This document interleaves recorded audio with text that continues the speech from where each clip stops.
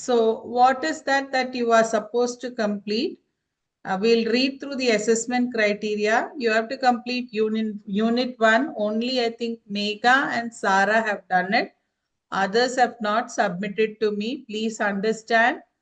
Your uploads will happen in March, so you will have to start submitting. Rupa also has done. I've sent for correction. Lesson plan for Yes. unit 2, please start working on it. And EOL notes, not note the EOL submission. First complete your lesson plan. Okay. After implementation, you can submit the EOL and EOR together. So your lesson plan for unit 2 must be done. Those who have not completed unit 1, do not go to unit 2 lesson plan. Without unit 1, unit 2 lesson plan will not be accepted or approved. Okay, so you have to complete your unit 1 and then go to unit 2 lesson plan. So this is something that you have to do. Now open your module guide, read through the assessment criteria, okay, especially the area developing thinking and practice, and understand how it is going to impact your result. So how you have to plan for your lesson plan, it will give you an idea. Go through your module guide. You have assessment criteria in the beginning. You have an area of developing thinking and practice. Assessment criteria 2.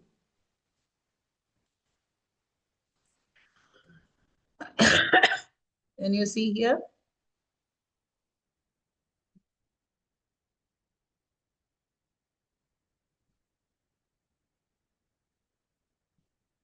So how it has to be done for evidence of practice, learning and reflection. Please read through this.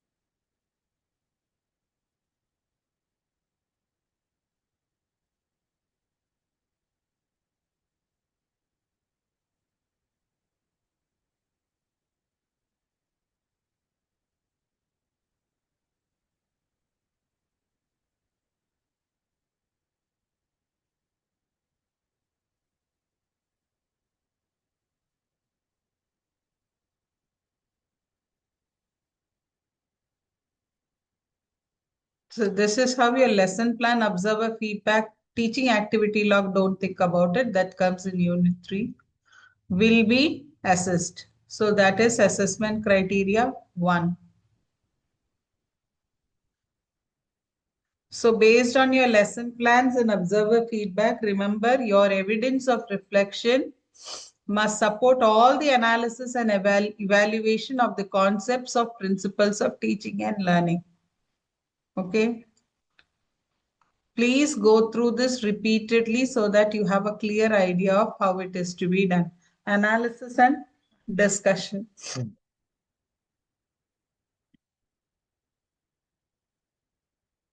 The last one is communication and presentation. So when you're writing also, please do not use shortcuts or short symbols. Okay, you will have to write it in detail. And do not use colloquial language when you are presenting this paper. Okay.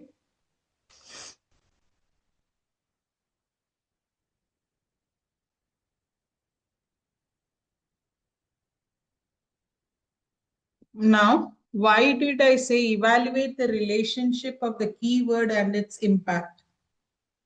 in the thinking and practice, there are a lot of keywords that are coming up. Why is it needed for you to understand this part?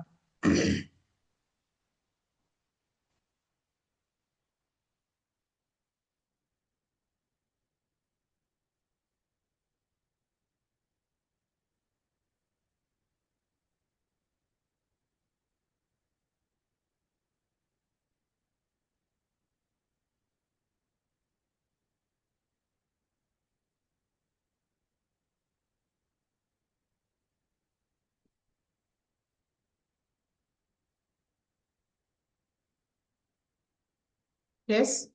Anyone can answer?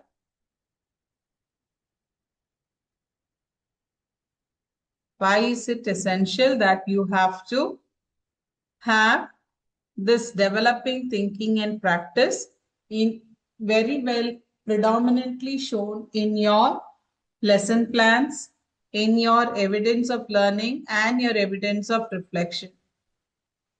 Why do you think it's needed?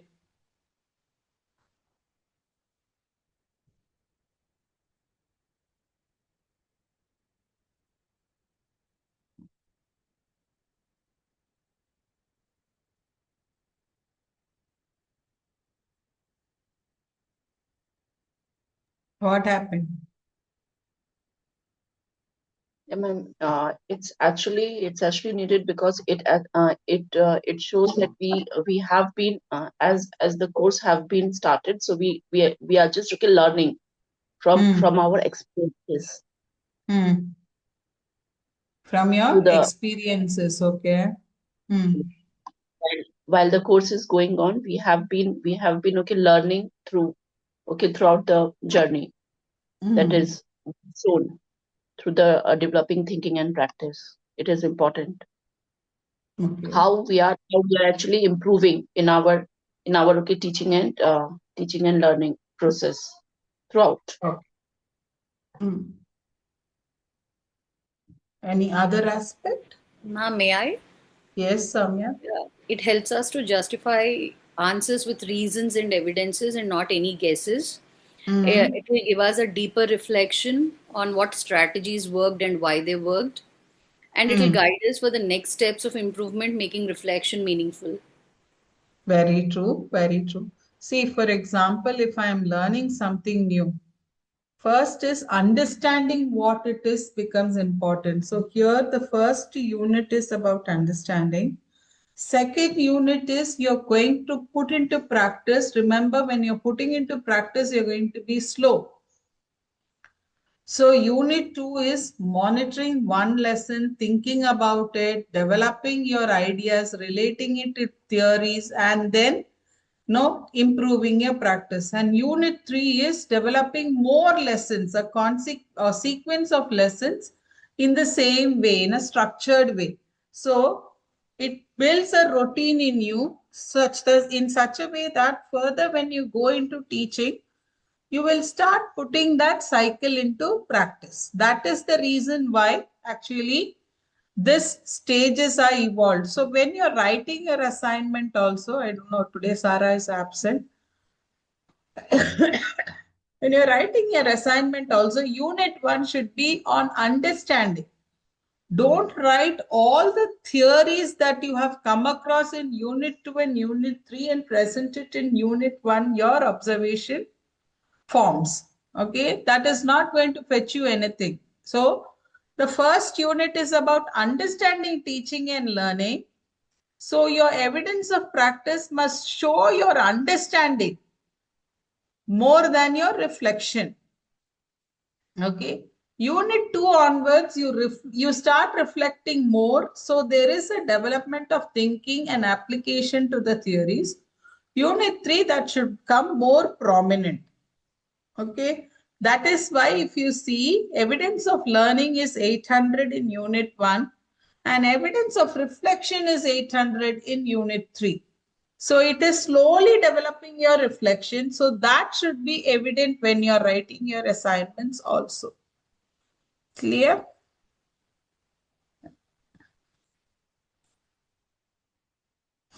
So today, learning outcome H, evaluate a lesson using feedback and reflective practice. What does a successful lesson look like? Why should teachers be continually reflecting on their classroom practice? Why should feedback from a mentor be obtained when evaluating a lesson? What impact do you think your learning from Unit 2 will have on your future classroom practice?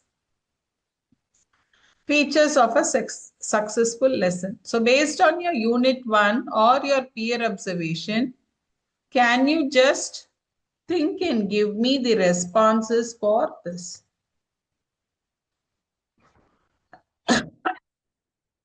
What are the features of a successful lesson plan? Mention any two. Why do you think it was successful? How will this feature impact your understanding on learners' learning? You can take any two. There are a lot of features. So you can pick any two. Give your understanding.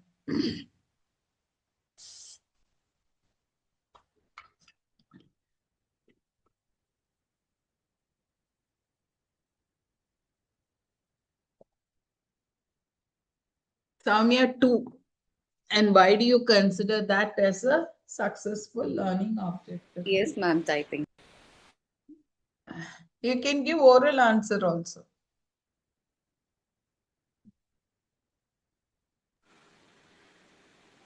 Ma'am, clear learning objectives because it is very specific. We'll have measurable outcomes that we share Okay. with the students. Mm. Effective question is one more. Mm. Open-ended questions, probing questions to promote critical thinking. Very good. Right.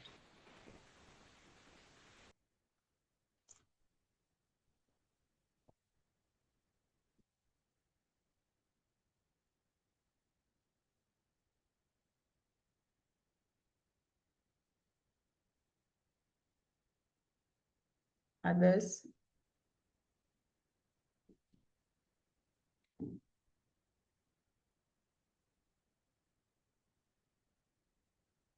Ma'am, may I answer orally?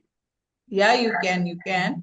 Yes, ma'am. So the two features of a successful lesson, according to me, is the first one should be the introduction of the lesson should be engaging and encouraging, which will capture the interest and the and will connect the children to the lesson and will also enhance their prior knowledge on that topic.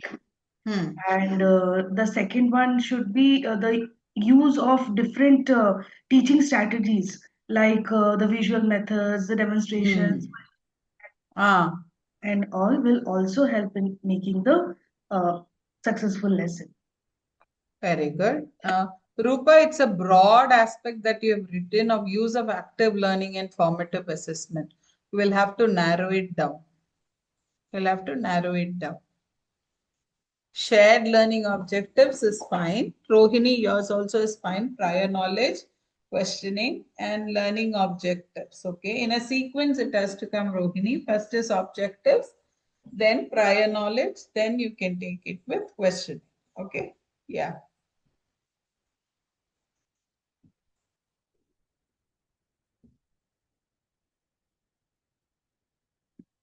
Yeah, Mimi.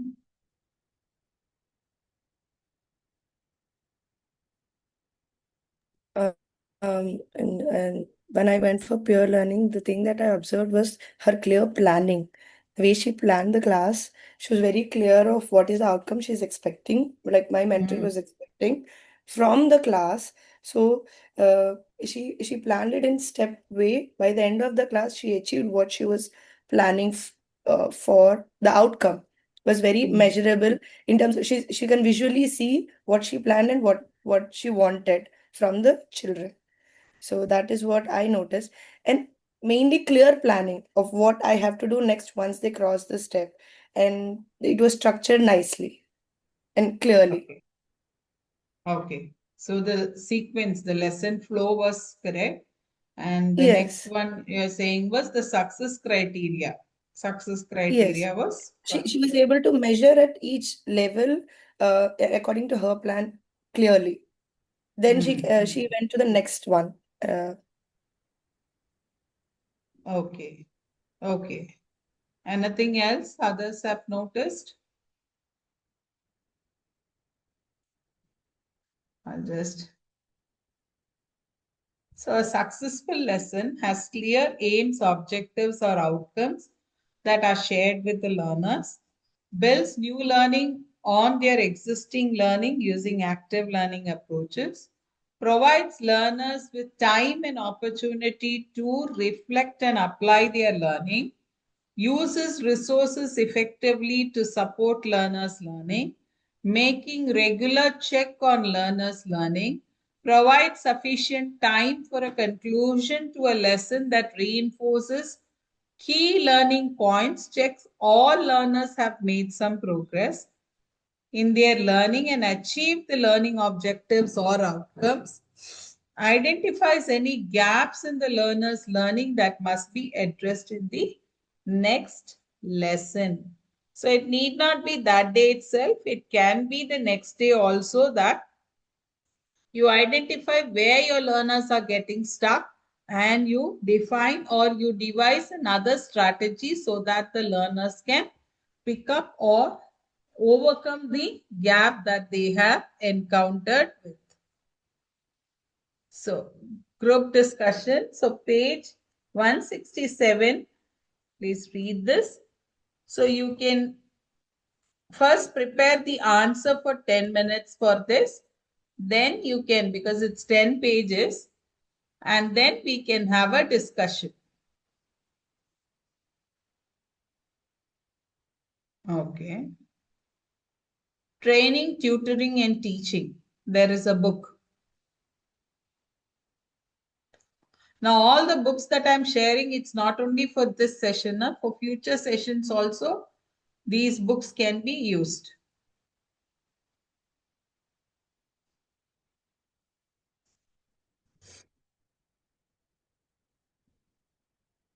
So now it's 9:57. So 10:07, I will be stopping for you for a group discussion.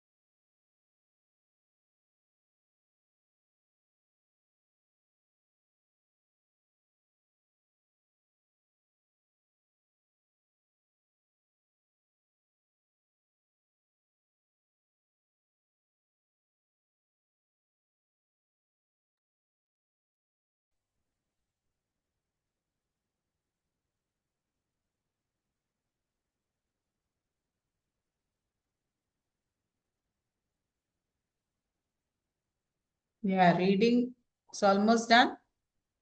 2 more minutes left. It's done.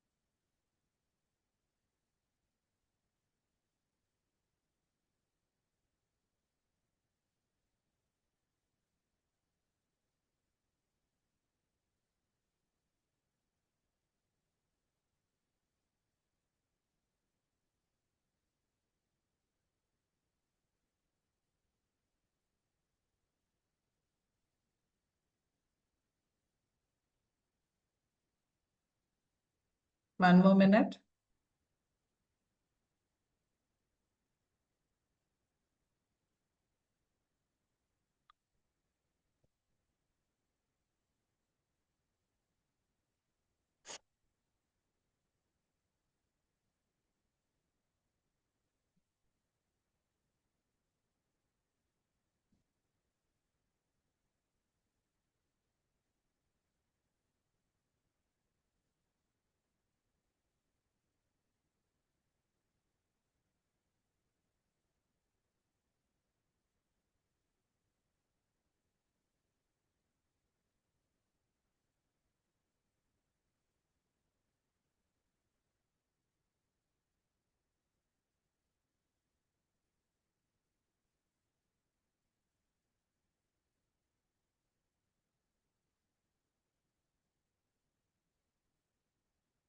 Yeah, done. So anyone can anyone just give the gist of what is the case study about?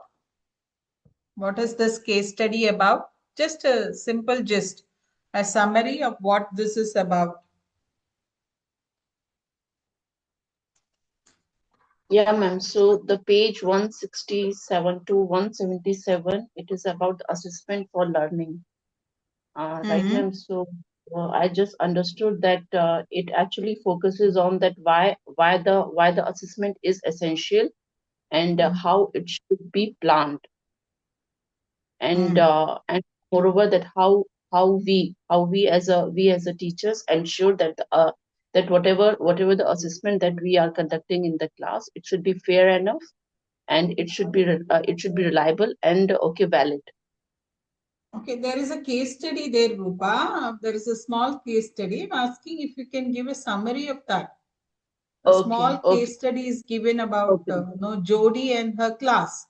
So can you just Yes, give a yes. quick summary about that? Is what my question is. It is all about learners with different abilities and how they receive the things. Mm-hmm.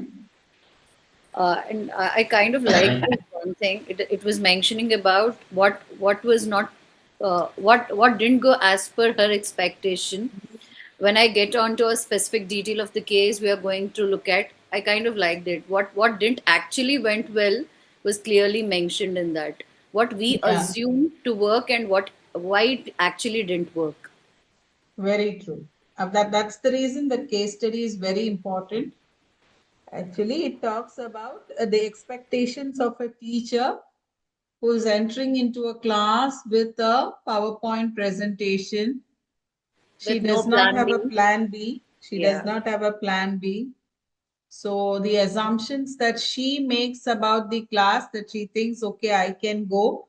But for unfortunately, there is one student who is going to challenge her, and another student who is having a real time experience, no, is going to present more details to her, which she is not aware of. So this is what happens with our learners also. If you look at the questions are very nicely given.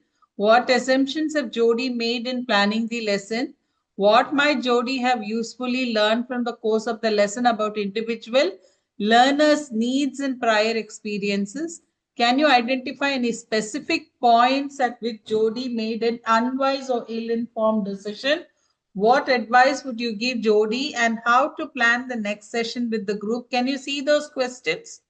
How might Jodi, this is in page 156, the first, have made this journal entry more useful in terms of professional development and planning for future practice? Can you see that? Now, you can remove Jodi there and put yourself there whenever you're doing your reflection in order to get answers to write your reflections. Okay, it's very essential that you do that. Okay, now let us go to the group cues. Why should you as a teacher assess every step of your learning? How should you assess? What should you do with the assessment conducted? Why should you continuously reflect about your teaching? Now answer these 4 questions. May I? Yes, Megha. So, a teacher should assess every step of their learning because to check the understanding of the students continuously and to address any misunderstandings and the gaps immediately. And the second point is to help and support diverse learners by Okay. understanding their needs and their abilities. And then the teacher will also it will help the teacher to know whether to move forward to teach the lesson or to slow down or to reteach or to extend their learning. So that's why assessing every step of the teaching is essential for a teacher. Very true. Very true. Next, thank you, Megha. Next person. How should you assess? Ma'am, assessment is an ongoing process like formative assessment or think, parent, share activity in the class, classroom discussions, open-ended questions, encouraging discussions in the class. Everything is Okay. considered as an assessment. Samya, the question is, how will you plan that for your class? Okay. How will you plan that for your class? We have a wide range of activities that we saw last class. Now, for Yes. my class, what is going to be useful is my decision. And for that, what is that check I have to do in order to see that what will work out for my class? How will I go about doing that? If I May I, if ma'am? I can Just a minute, Rohini. Let Soumya complete. Then you can. if I can quote examples from my own class, because I deal with grade 9 and 10 mostly. So the thing that works best for my class is always a group discussion. That alone works for my biology classes, and for my chemistry classes I always go with think, parent, share activity, because there are so many things that are very critical in just primitive understanding. So I feel that activity works well in my classes. It might not be same for every age group and every subject and every class, but that works for me well. Very true. So remember, for you, the age criteria becomes very important. And the Yeah. background of your students also. See, when you're talking of group discussion, if they're able to read, understand, comprehend, and give you solutions, fine, because that age group is able to do it, and that with that background, they are able to do group discussion, think, pair, share will work. But imagine if it is not going to be an urban background or rural background, then how to handle the students, or it's a mixed one. You have a, like I have here, it's a mixed one. It's a combination of rural and an urban crowd. So then what strategies we have to think about? That is what is essential on how should you assess. Yes, Rohini? Yes, ma'am. Assessments should be aligned with our learning objectives, which we Okay. mentioned, and it should be inclusive. Like we should include and keeping in mind all the different able learners also. We should keeping in mind we should design that assignment Very uh, true. to it should be focusing on the learning objectives and learning outcomes. What we Very true. Very need true. to achieve. Yes. Yeah. Now, the third question, Yamini, what should you do with the assessment that you have conducted? What should you do with the assessment that you have conducted? Um,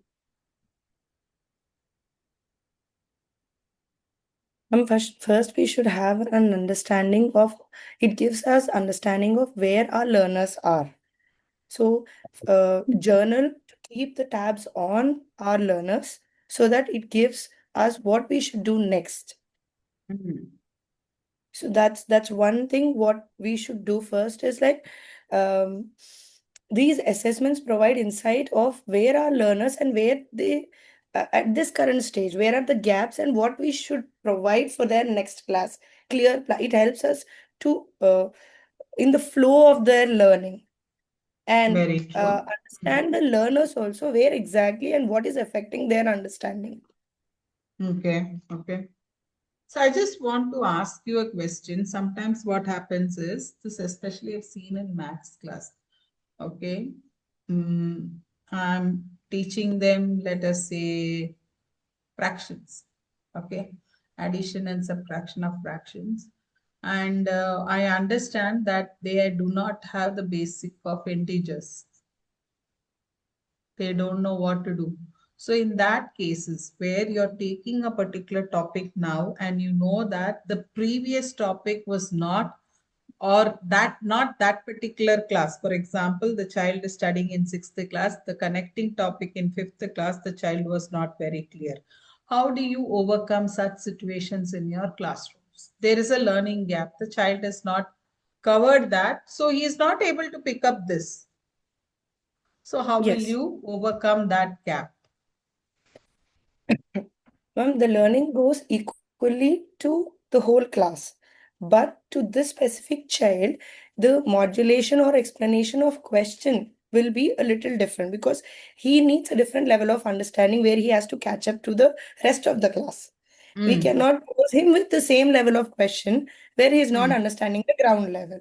So mm, I would definitely give him a differentiated level where he is able to connect the basic to the next level and slowly mm. progress him to the rest of the class. Very true. How exactly in a classroom environment you will be able to do? You So, understood why I'm asking. See, what happens is many of us have new admissions coming, or some students who were sick for 6 months, they were bedridden and they are again coming back, or a break, something happened, no personal reasons, they are joining after a break. But no, though the learning that is gone. Now that teacher, we cannot blame the teacher. The teacher may not be able to cover it because for her nothing in continuation is coming. But the next year teacher may get something that is coming in continuation.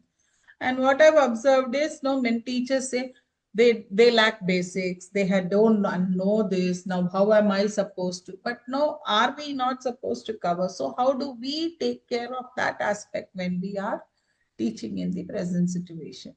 ma'am, I'll tell. I haven't touched the sixth grade, so I'll tell in my grade how I did because from CEY to grade one, there is a stage missing completely. Hmm. So they they jump straight into something a very there's a vast gap in Yes. learning itself, and there's a lot of new admissions in grade one. This is what I faced while teaching also. So uh, from my school, if they are jumping, I can understand there is certain learning happening with them. I know Hmm. that they're in this level. But from another school or people who are joining suddenly, there's a huge gap in their learning itself. So what I do is, I when I'm planning the lesson itself, I plan it in such a way of three different levels, where Hmm. uh, these newcomers, I'll assume that they're a white sheet. I'm teaching them something new completely.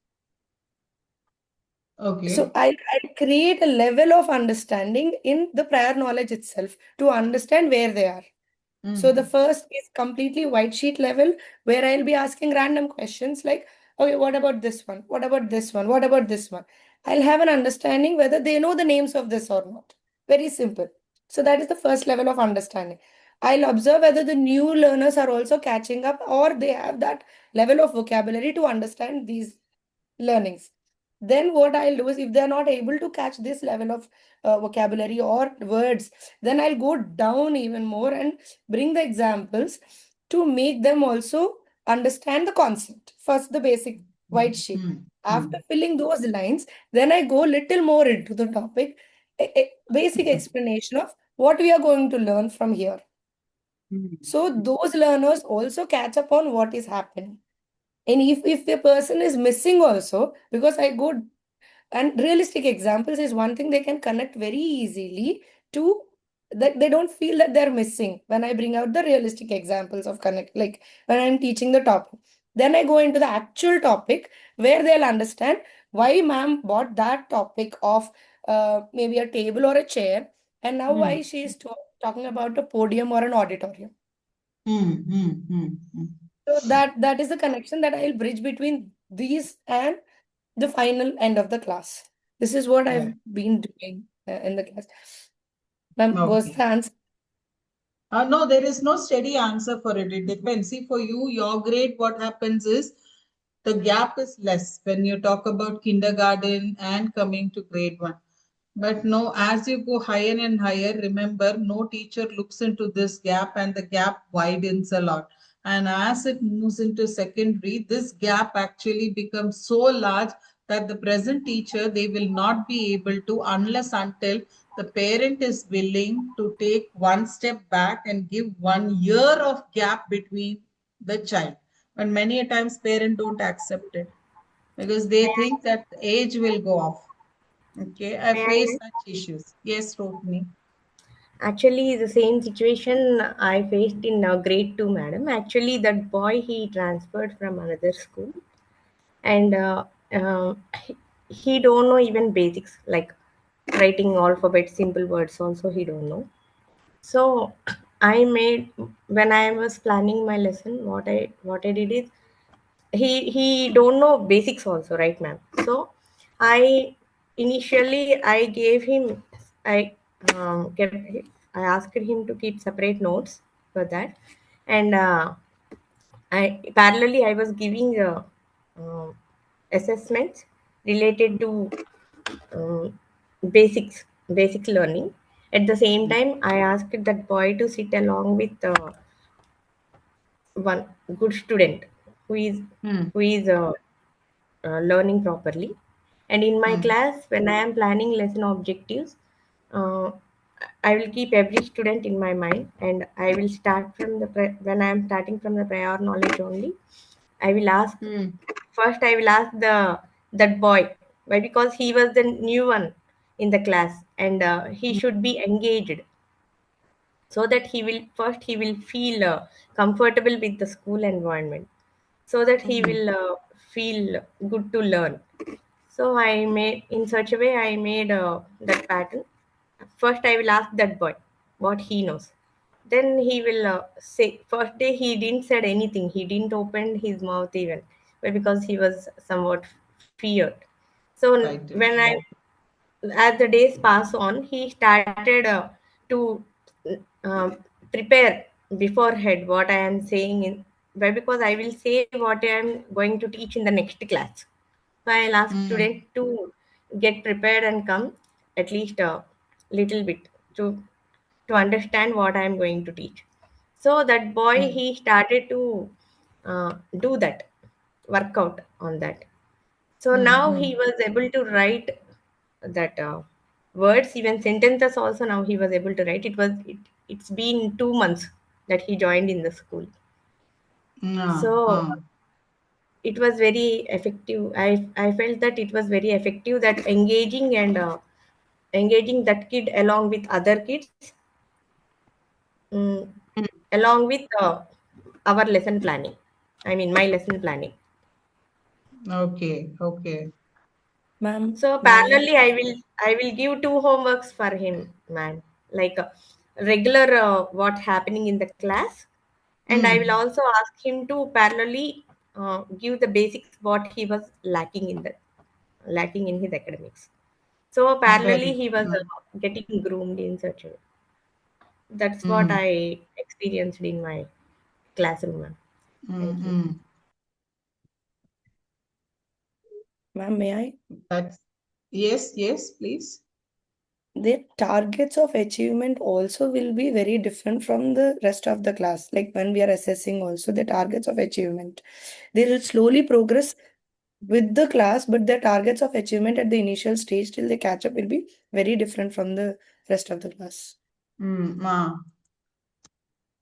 That is for the differentiated learner. Yes, ma'am. Who Yeah. like gap that needs to be filled, to Ah, whom that the gap needs to be filled. that's true because no, they are going to find it very difficult actually to catch up with others. And if you are going to pressurize them, remember you are going to put down their morale. Yes, ma'am. They lose the interest in the subject or Ah, learning complete. yes, that is something that we have to take care on. Okay. Okay, I'll just give you a short break, but this is a working break. You can like it'll take time. I want to allocate persons. I'll just Rohini, chapter one. Chapter one. Okay. Rohini, chapter one. Rupa, chapter two. Yamini, chapter three. I think I have two more people. Right. Soumya, chapter three. Megha, let me just check the chapters. Chapter 2. Chapter 1 and 2, Megha. Just go through it because 1 and 2. Okay. Of visible learning. Can you see the book? Visible learning and the science of one. Otherwise, Megha, you go for chapter 4. Megha, you are there? Yes, ma'am, I'm there. Okay, you go for chapter 4. Okay. Okay, of visible learning. So the first chapter is why don't students like learning at school? That's the William Gumbs thesis. Second chapter is knowledge an obstacle to teaching? The third chapter is about teacher-student relationship. The fourth chapter is your personality as teacher. Can your students trust you? How nice, no? The topics are okay. It is actually the book by Visible Learning, Hattie. Okay, Hattie and Yates book. It's a very interesting book. Please read through it, these chapters. You can take a break, come back and read. Okay, and 10:32 we will switch on. Okay, 10:40 you will have to give me your viewpoint. Please read because it's very interesting and no, this really gives you a very good perspective on what we think and how actually our students feel. Okay, yeah.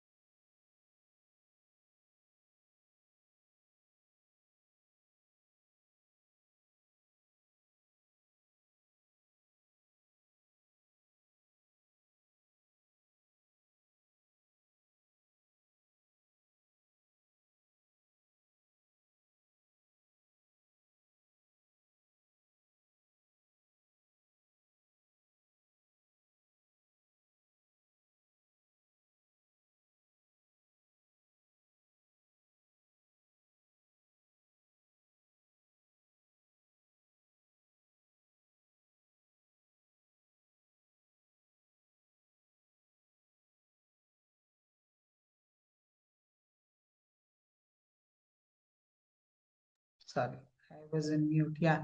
Done? Yes, still you need, okay, 1 more minute is left, right?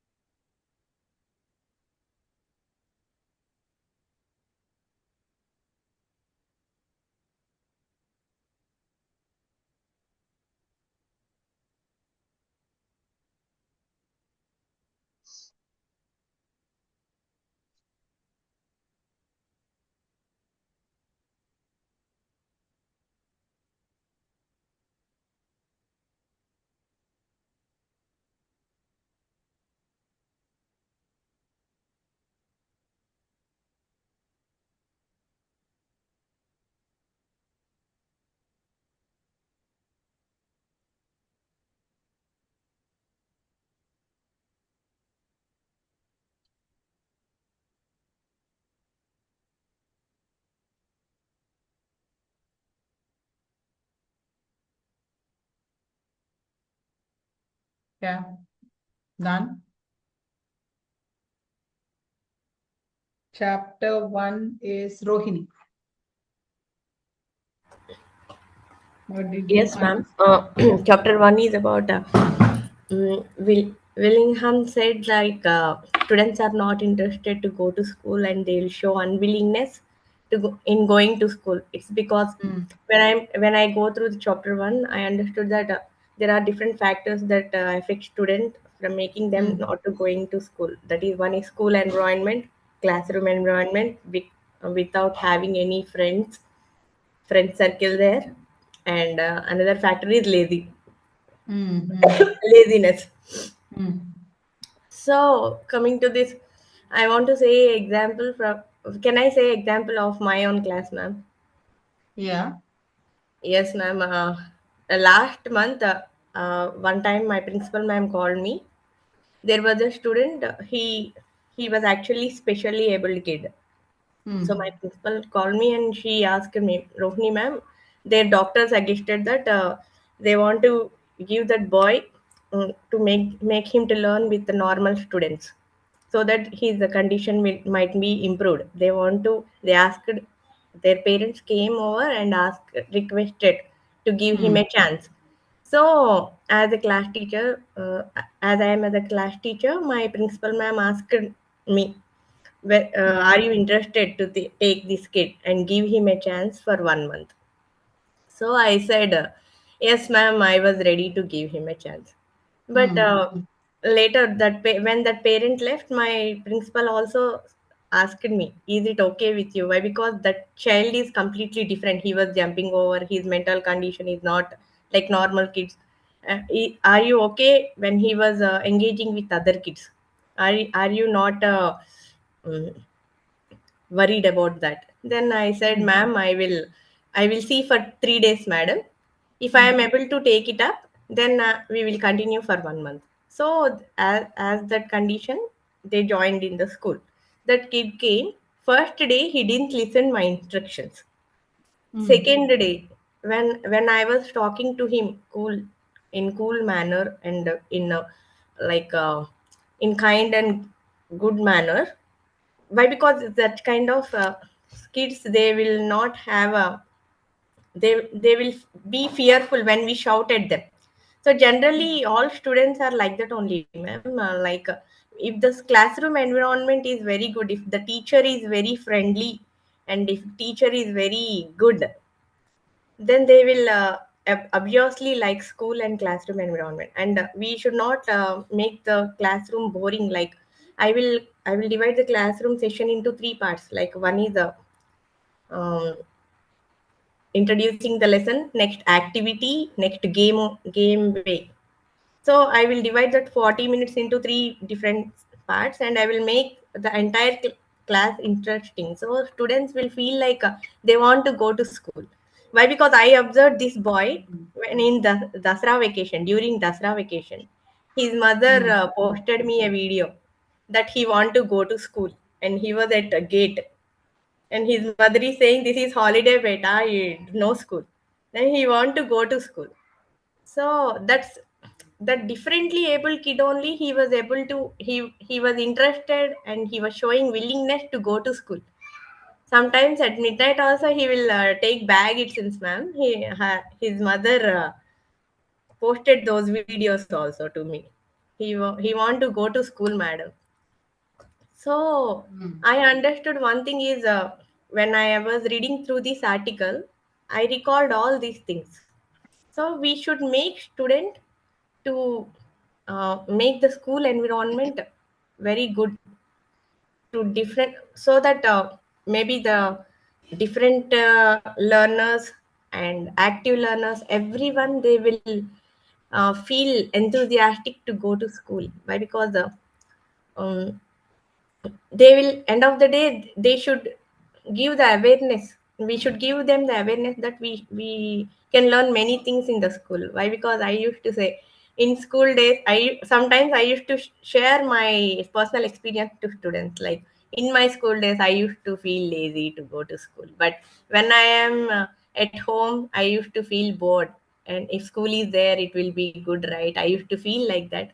So you also should show interest in coming to school. You should not feel lazy. If we feel lazy, this age and this time will not get, we will not get back again.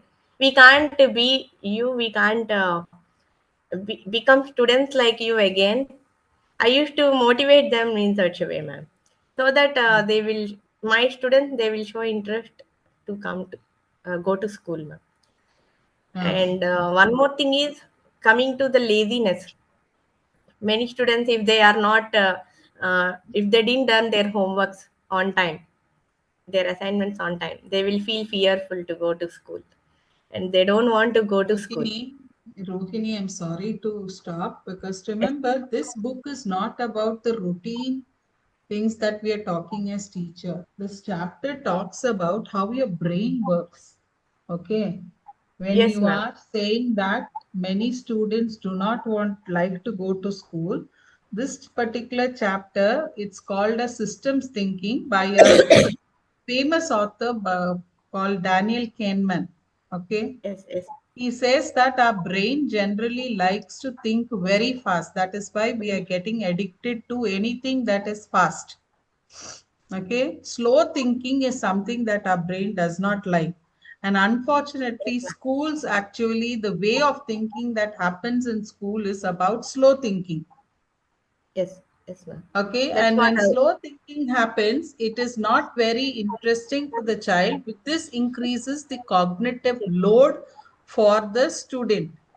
Okay. Yes, ma'am. That's And what when fun. cognitive load increases, all your psychological aspects come into being. Remember, Rohini, now in the course, don't talk about what is the actual happening. That is the reason this course is asking you to reflect on what is happening inside.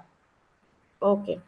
Okay. So inside the person, because the cognitive load, when you say homework, when you say the lessons have to be read, it is nothing but the cognitive load is increasing as the systems thinking is not sufficiently molded for the child to have that or cater to his curiosity, cater to their interest.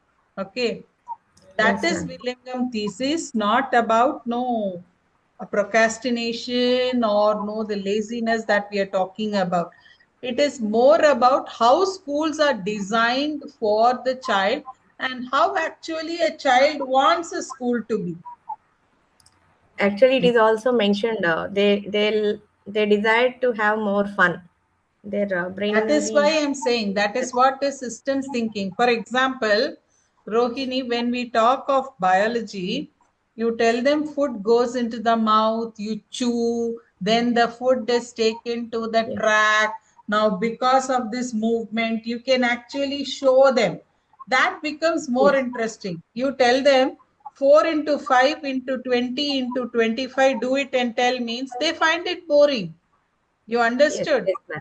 So the first one is more curious. Okay, they are able to connect. System 1 is more activated. The second case, system 2 is actually to be involved. But when system 2 is involved, there is no immediate award or reward system that they're getting from their brain. All this actually comes into your neuroscience theory of learning.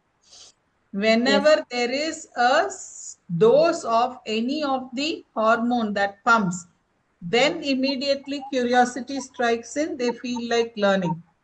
If that is Yes. not getting involved, when system 2 is getting involved, you find it difficult. For example, a person who is riding a car in ORR, Hyderabad Then ORR, okay, comfort. nothing is coming, he will be relaxed. Sometimes he may sleep also. But suddenly, okay, let us say a cow or a buffalo comes in front of him, what happens? Suddenly he panic So and there applies is brake. that apply brake, and no, that activeness immediately comes forward.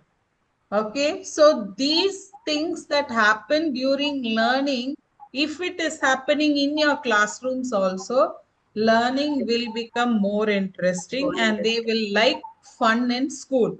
Remember, Yes. fun in school doesn't mean only happiness. It also means excitement, it also means surprise, it also means Yes. Yes. creativity, sometimes the emotion of fear. Yes. Suddenly this happens, what happens? It's not teacher fear. Remember, it's not about teacher fear I'm talking about. The topic fear. Okay, the emotion of fear. That change, fast change that happens actually create interest among students rather than the routine, slow Routine. pace of learning. That is Yes. system 1 and system 2. If you're interested, you can read that book by Daniel Kahneman called the Thinking Fast, Thinking Slow. The book's name is. Okay, you read it, you will have the idea about how systems actually work in our brain. That is the uh, way that learners also learn. That is what is the focus of the first chapter. Yeah. The second chapter, Rupa. What is this? Is Yeah, ma'am. knowledge an obstacle to teaching? This is an interesting area. Yes, ma'am. That is a very interesting topic, ma'am. Mm. So, chapter two, actually, I just made the brief notes. It actually focuses that only the strong subject knowledge alone does not make a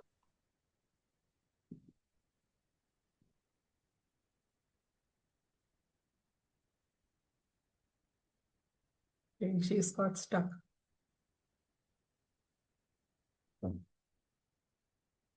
Got stuck actually. what the students already know, and Mm. they underestimate how much it is okay difficult.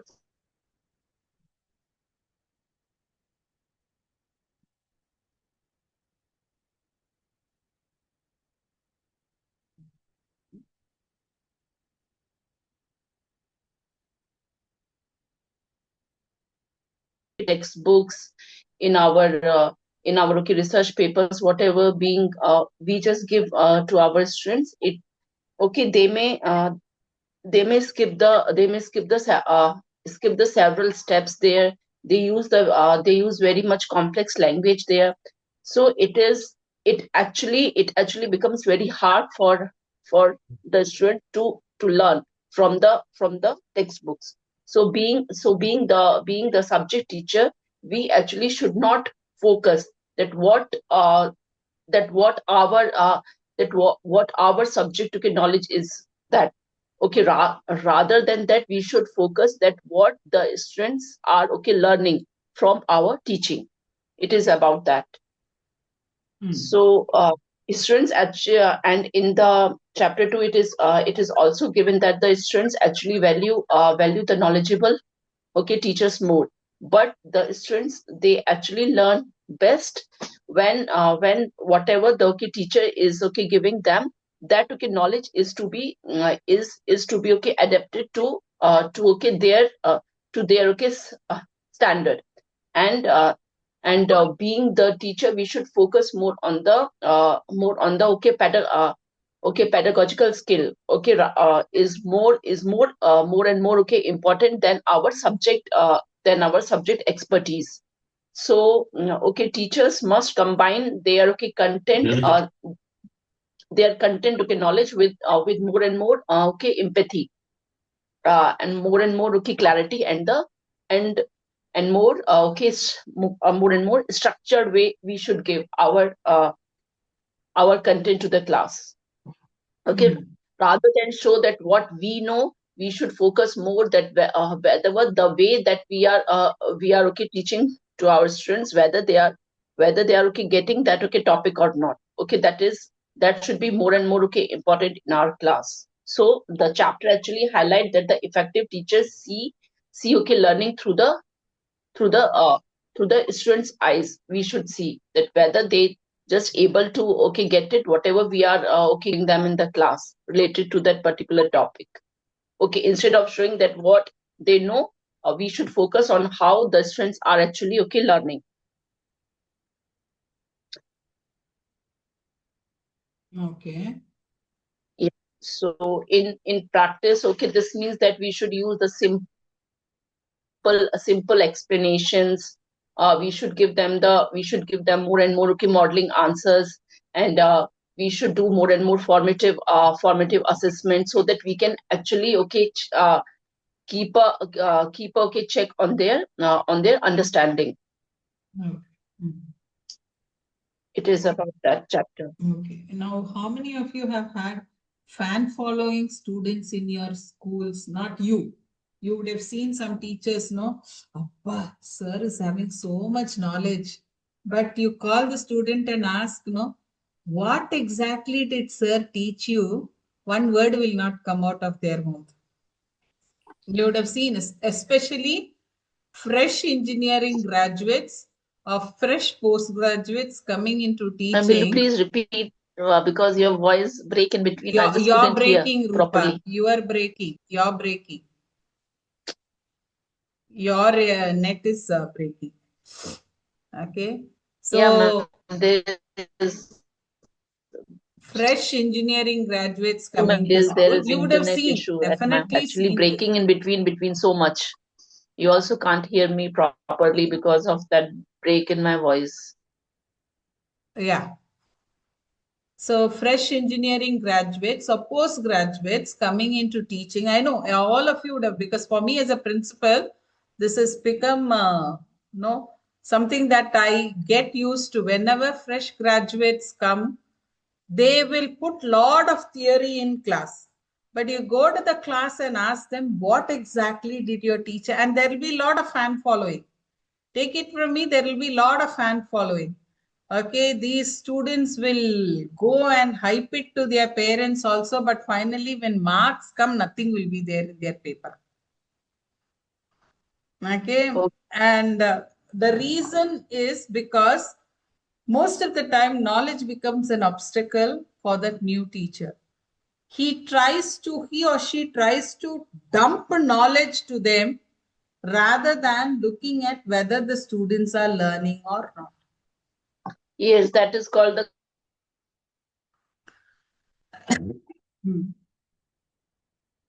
So this many times it has happened generally with fresh teachers who are straight out of college entering into the teaching field.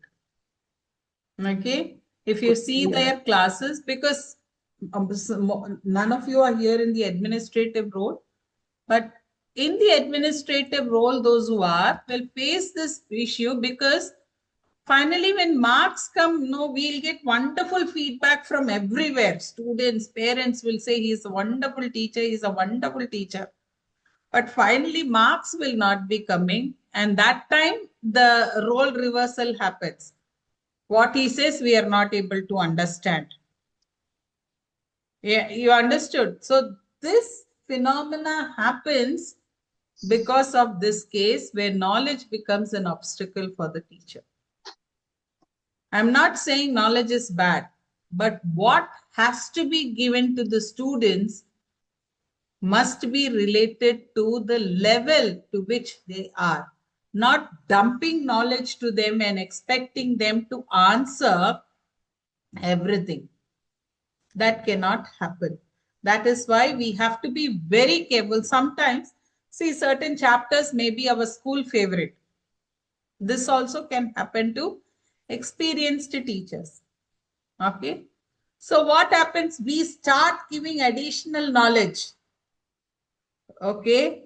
And when we start giving additional knowledge, which is not required for the student also, causes havoc, because what is supposed to be learned, they will leave it off. Especially this happens in the secondary segment, not in the primary segment. The reason is knowledge becomes an obstacle for the teacher. The reason is some of the topics have their extension for higher studies. Teachers who are dealing with trigonometry, geometry, okay, algebraic expressions in maths, and in science, when it comes no chemistry, you need not say. Any topic you take, you can extend it. Okay, then biology, if you are dealing with genetics, okay, evolution, I any agree, topics ma'am. like, yes, yeah, you tend to put in additional information which is actually not in I mean, required. And some students may take up this additional knowledge, leaving what is actually required. So this knowledge becomes an obstacle there. Because Yes, the additional things that we are saying, remember, we intend or do not intend that curiosity, that no, that 100-volt, 1000-volt bulb will be on our face. And no students will easily grasp that. What is actually in the textbook will be gone. and okay, that is the reason that they secure okay less marks in the exam because they actually gone out of track so much in the class. Ah, so Need to be that taught is the reason we say focus on your objective, focus on your objective, because objective it what gives that guard. that Okay. focus, that complete Yeah. direction should be there in the class. Yes. Yeah. Next is chapter 3, Yamini and Saumya. Ma'am, may I? Yes. Before actually going into student-teacher relationship, this Hmm. chapter actually tells about the empathy gap that always develops between the student and the teacher. And why that develops? Because we are not able to take the position of the other person. We Very never true. we never Ah. stand into the we never get into the shoes of the other person. Now, Hmm. because we are teachers, we forget that we were once students. Hmm. And that kind of thing that comes like conflict and closeness that appears all the time between teachers and students. And yeah, one of my colleagues is also right here, and we share these things. Okay, that particular student drains my energy. That particular class is so annoying all the time. That conflict that arises is always because of the empathy gap that we always have between a teacher and the student. Hmm. And only some students will be able to get close to teachers, that closeness. Okay, if I'm mentally broken, I would like to go only to that teacher, because they don't Hmm. have that empathy gap. Maybe they are emotionally connected because maybe the teacher is trying to get into the shoes of the student, which is not possible for everyone. But that empathy gap is what this chapter is all about dealing with. Very good. Can you give some examples of it? uh, Or Personally, the other person? Anyone? okay. Anyone can give an example. Ma'am, Yes. my understanding of this chapter is how our perceive of confidence influences the child's learning. That's Hmm. what like. This will provide the example what you asked also. So uh, we like what ma'am had said, that understanding, that empathy of what the child is learning is missing here. Like in my class, I'll take in this three levels of confidence. It's divided into three levels of confidence. I'm going to talk about with three students of mine. So when I deliver a topic, one of the student, when I ask a question to them, okay, then one of them will promptly answer very confidently, like, "Ma'am, this is the answer. Answer is correct." When I ask the reason, he will not have the reason connecting to that answer. Because his understanding is very much on the surface level. Like he heard the topic, he knows what to say, but he is not understanding why and why, the reason behind why that answer is correct. This is basic level of very basic level of self-confidence, which we teachers think because they're talking loudly and clearly and confidently giving the right answer, we presume that they understood the topic. And when we, after a gap of time, when we give them that question or when we ask them to write that answer, they'll not be able to connect or, correlate that topic and write the answer. It's you will not see the results. And the second level is these are the knowledge gaps that we are talking about, or the learners, new learners, or these people will fall into this category where their confidence is completely built on their level of success. So it's like if we are giving them, like, yes, you're right. Only that gives them the boost to learn to the next level, or else it'll be like they'll stop talking, they'll stop answering. So they'll be slightly prompting like me when I'm in the class. I'll be like, yes, yes, I know the answer. I'll be prompting, but I will not talk. You know, my it's that level of it's not that they don't know, but their level of confidence is entirely based on their success like the level of success they got from or the feedback from the teacher. These children are it's like they know their gaps, they know that there is something missing, so their confidence is entirely based on their learning which they are confident about. The third one are learners who understand the concept. It's like these are special children. They make mistakes who are little annoying to us as a teacher. Like, why did you make the mistake? We come up with that question, okay? But these are again the special children, I say, because they're very much open to do the mistake and learn from the mistake. These they learn from that mistake, whatever we are telling. Like when we are giving a question, like, okay, after the topic is delivered, we are asking a question, they're giving the right answer or the wrong answer. When we ask why, they provide a reasoning to it. If it is a wrong answer, also, they provide their understanding towards that wrong answer. If it is a right answer, also, they provide their understanding towards the right answer. So their confidence level is completely based on their learning and their understanding.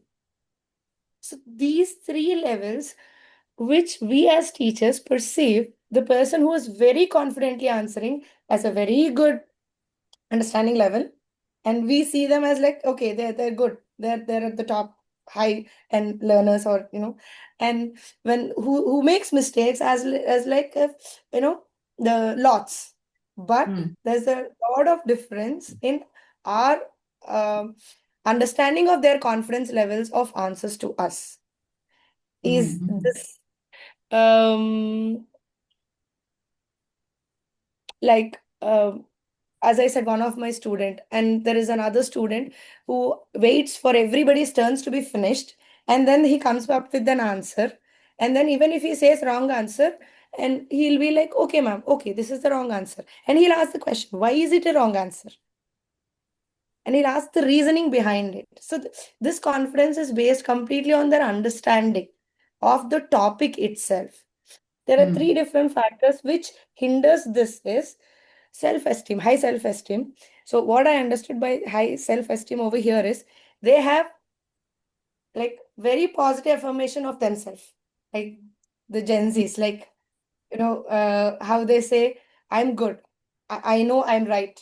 That positive self-affirmation sometimes misleads them, creates a barrier in them to understand or accept the feedback that we are providing. No, this answer is wrong. This is how you have to see it.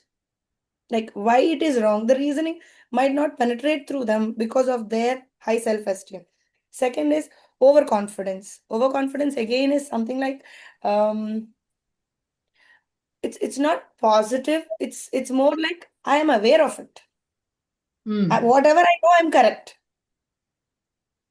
It's not like high self-esteem, but it's more like, yes, I understood, I know, I am aware of it.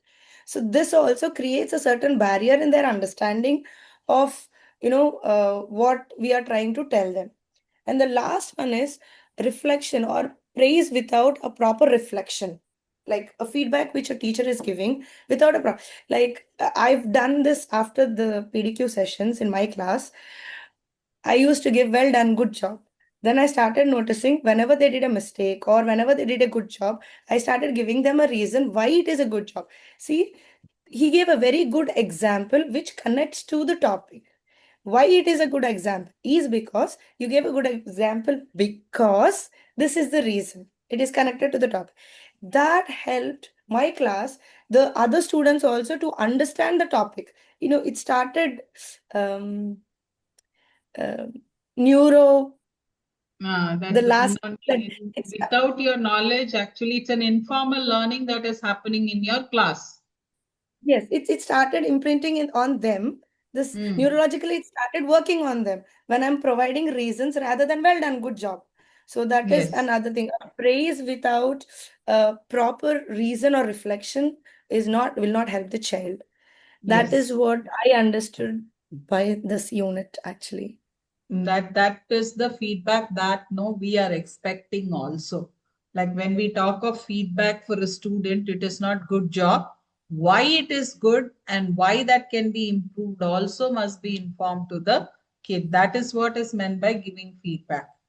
Actually, according to our sessions, this whatever we are doing should never stop with good job. It should also further include why exactly it is considered as good, where exactly improvement can happen. That is something that we all have to start inculcating. And when we take a teacher-student relationship, remember there are two types, personal, professional. And in both these cases, there are positive reinforcements and negative reinforcements. Personal, if you take, remember, parent and child are two different entities. You may have a conflict with the parent that should never reflect on the child, positive or negative. PTM, the parent comes and asks you a rude question. Okay. Next day onwards. Now remember, that is not something you're doing wantedly. It's a bias that is crept in. Okay. It creeps in. See, we are also human. So don't say that, no, I will not be having. It will creep in because we are humans. But reflecting on it and correcting ourselves is what is most important. Even sitting as a principal, I know it creeps into me also. But no, then rethinking on it and thinking, okay, that was my human side. Again, going back to the child and correcting where we have done mistake improves teacher-student relationship. Because recently one child asked me this question. It was not about me, because generally with 10th class, I give them that advantage. She asked me, ma'am, if we don't study, does that mean we are bad kids? Why are teachers treating us differently? Now, can I go and correct other teachers? I can tell them, but I can't correct. So what do you think should be the solution given to the child? You understood? So the teacher-student relationship is not only in Rupa, your unmute, yeah. So it's not only in giving the feedback, it is also giving them suggestions of how to overcome these situations. Okay. That way, what happens is they know that I have a person. That is what they call as a buffer, school buffer.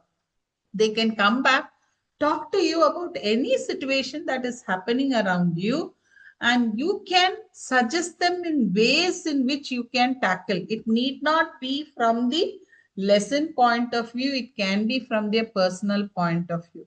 There were questions that were asked to me, like, ma'am, we do not want this profession. Our parents are forcing us to opt for this. What should we do?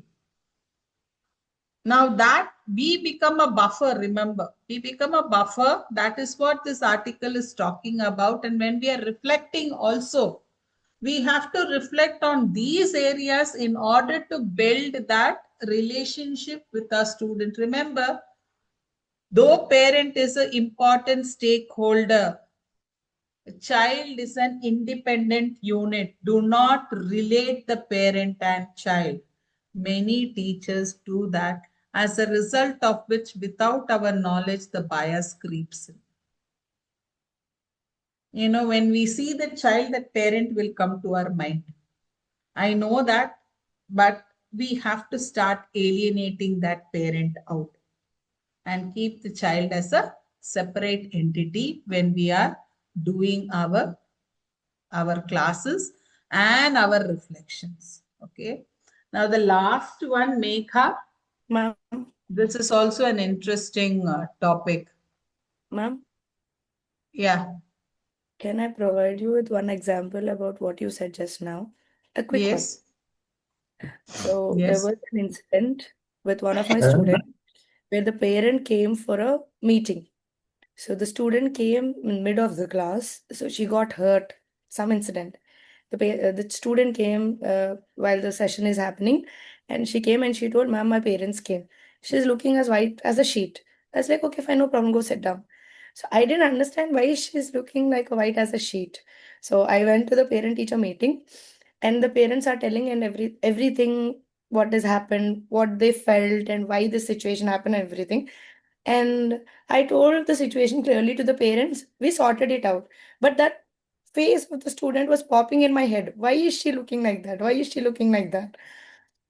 Because she always smiles as soon as she sees me. And then I realized she's worried because there is part of her mistake, and I'll because the parents are upset, and she hit part of the situation what happened with her parents. So she realized that she'll be facing, I'll be upset, or I'll be angry. She had that thing in her mind while after talking to the parents, because the parents are very angry. I'll take it out on her. That's when I realized, and I told the parents, after the session is over, ma'am, I have to quickly run to the class because she is looking white as a sheet. I While talking to you is when I realized what happened. Then I quickly went to the class and I told the student, dear, between parents and teachers, it's elders talk. You have nothing here. In the class, you are a student. So don't worry about anything else. But make sure you tell everything clearly from next time onwards. This has nothing to do with you. Don't worry. It took two other periods for her to understand there is no change in us. Like, she's not treated differently. It took another two periods for her to set right, to be normal. And then she became normal. Then after 2 days, the parent actually called and said, like this happened. The student said. So when you're telling the issue, I was able to connect to that situation, what happened in my class. Very true. Actually, we have to stand there and tell. Talk frankly. Even if it is teacher's mistake, tell it frankly to your parents. It's not that parents will not understand. Immediately they may not, but later on they will also understand. So no, but remember, treat student as a separate entity, not as the child of that parent. That is very important. Yes, Megha. Can student trust you? Yes, ma'am. So basically, the students of all education levels, they rate us actively and evaluate the teachers. But it is not only on the personality, means the students don't go away or carried away with the looks of the teacher or the way the teacher talks or how the teacher dresses. But the most important thing for a student to connect with the teacher is the communication and the action of a teacher towards them. So, in this chapter, it is emphasized that effective teaching not only comes through instructional strategies or through subject knowledge, but it is also about how the teacher develops the relationship with the student.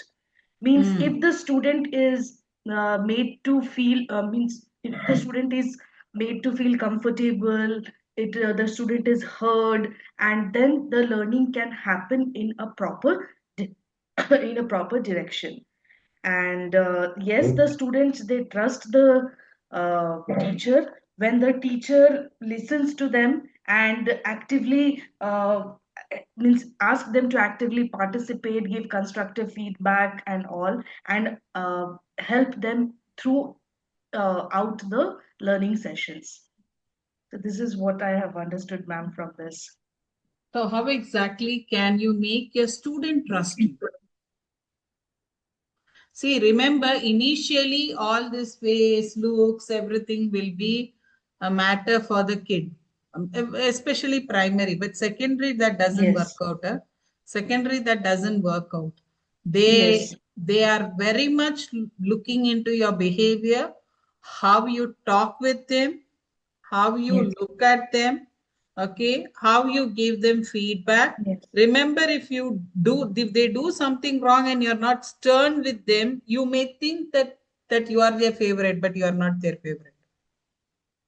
Understand, students also know how to gauge you. Okay, so this trust Yes. building is a very long term process among students. It's a very long term process among students. They don't take teacher for granted the first time they see you. Mm. Over a period of Over a time, period of they time. learn to trust you and come and talk to you about Right. everything around the world. But if they are doing that, that means they definitely trust you. And they expect you to be fair. Remember, you treat one child unfair, don't think it stops there. Mm. When you are out of the class, all of them are friends. Okay, they talk about it. They talk about it. The topper also should be treated the same way like the last person. Mm. You cannot have the unfairness among them. And no, one student's parent is a very high official, another student's parent is a farmer or something, and that dignity difference that you show is obviously visible for students. Don't do that. Okay, don't do that, because we are teachers for everyone. So Mm. all these, remember, we can easily identify among students, and they are very good people in gauging these. They gauge all this easily. And no, the favoritism that teachers show, they think that students will not know. Mm. Students know it firsthand. They are people who understand things firsthand. Okay, so that should not be done. Now, why are we discussing all this? We'll come to that. Why should you reflect on your class? So all this comes as part of reflection, though we have discussed it almost for 1 hour. Teachers identifying strength and weakness, staying online with the current teaching methods, strengthening student relationships and staying motivated. That is the most difficult part. Sometimes we are low and no, but we have to go to class and motivate students. It enhances strategies, improves students' outcome, fosters engagement, creates positive learning environment, making it essential for impactful teaching. Your student-teacher relationship and your trust is what creates a positive learning environment. It is not your classroom, the benches that make. It is how you treat your students make that positive learning environment. Okay. And the strength and weakness, identifying, knowing where to support them, knowing where to help them is actually what will foster their learning. Remember, it is not about textbook, it is not about the lesson, it is about the relationships that we have in our class that actually builds learning in our classroom. That is why some teachers have higher averages, while for the same question paper, another teacher has a lesser average. The reason is because that teacher caters, fosters all this in her class better than, I won't say 100%, it's better than the other person. So every day we have to strive to reach the next level so that that shows improvement in our students. A teacher's journal. Remember, we have to have journal writing. So you have the first chapter that is about reflective practitioner. So what you have to write in your journal, please read through that. There are 2 or 3 case studies also. Read through that.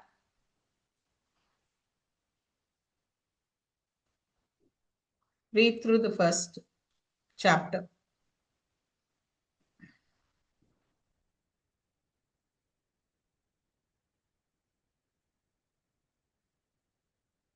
Now here I would like you to also understand the NQF level.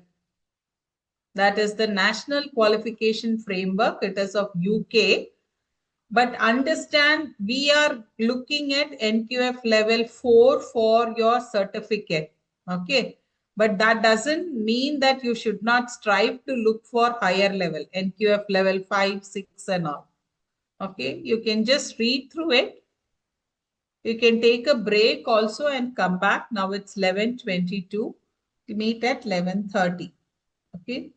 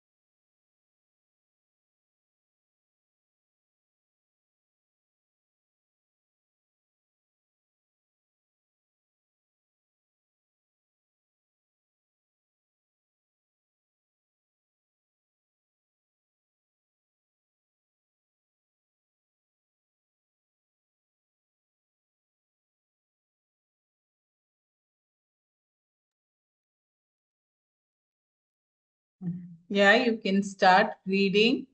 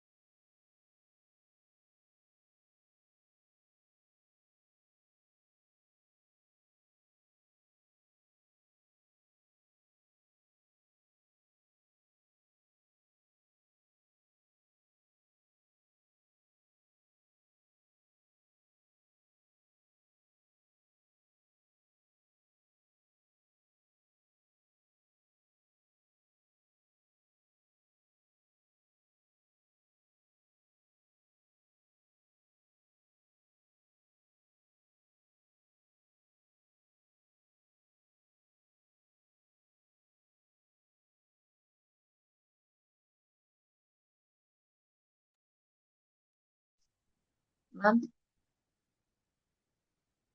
Yes. yeah, ma'am. So in my unit one, whatever you asked me to bring changes, I have brought it, ma'am. When you have sent it to me, the changes with the I'll yellow check, line. Rupa. I'll check. I've not Okay, checked. okay, okay, Okay. ma'am. Yeah, Yeah, sure, I've ma'am. not checked anyone's actually. I'll Okay. start. Okay. Yeah. Those who have completed reading Ma'am, can. even I have shared my unit one through mail. If you can go through and let me know. Soumya, I've not received yours actually. Megha, Sara, Rupa, I have. I have sent to the same mail ID in which I have been sharing the folder as well. I'll Okay. reshare it again, ma'am. Okay.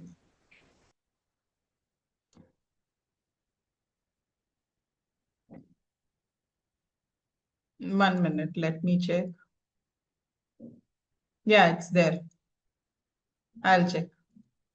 Okay, ma'am.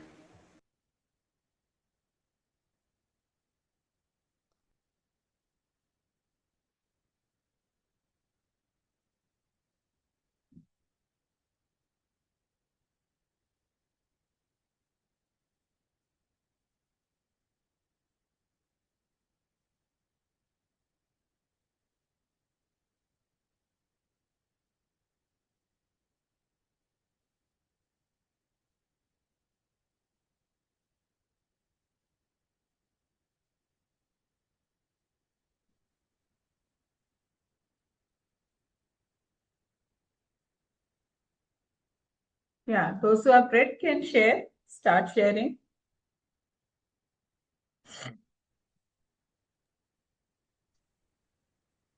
Yeah, ma'am. So, may I start, ma'am? Yes. So, you asked us to go through the chapter one, that is the reflective practitioner, right? Mm. As far as my understanding, ma'am, that chapter one actually explains that being a reflective practitioner means we should think very carefully about our okay teaching, and we should analyze it and okay using what we actually learn to improve the our future practices in our classroom. So Yeah.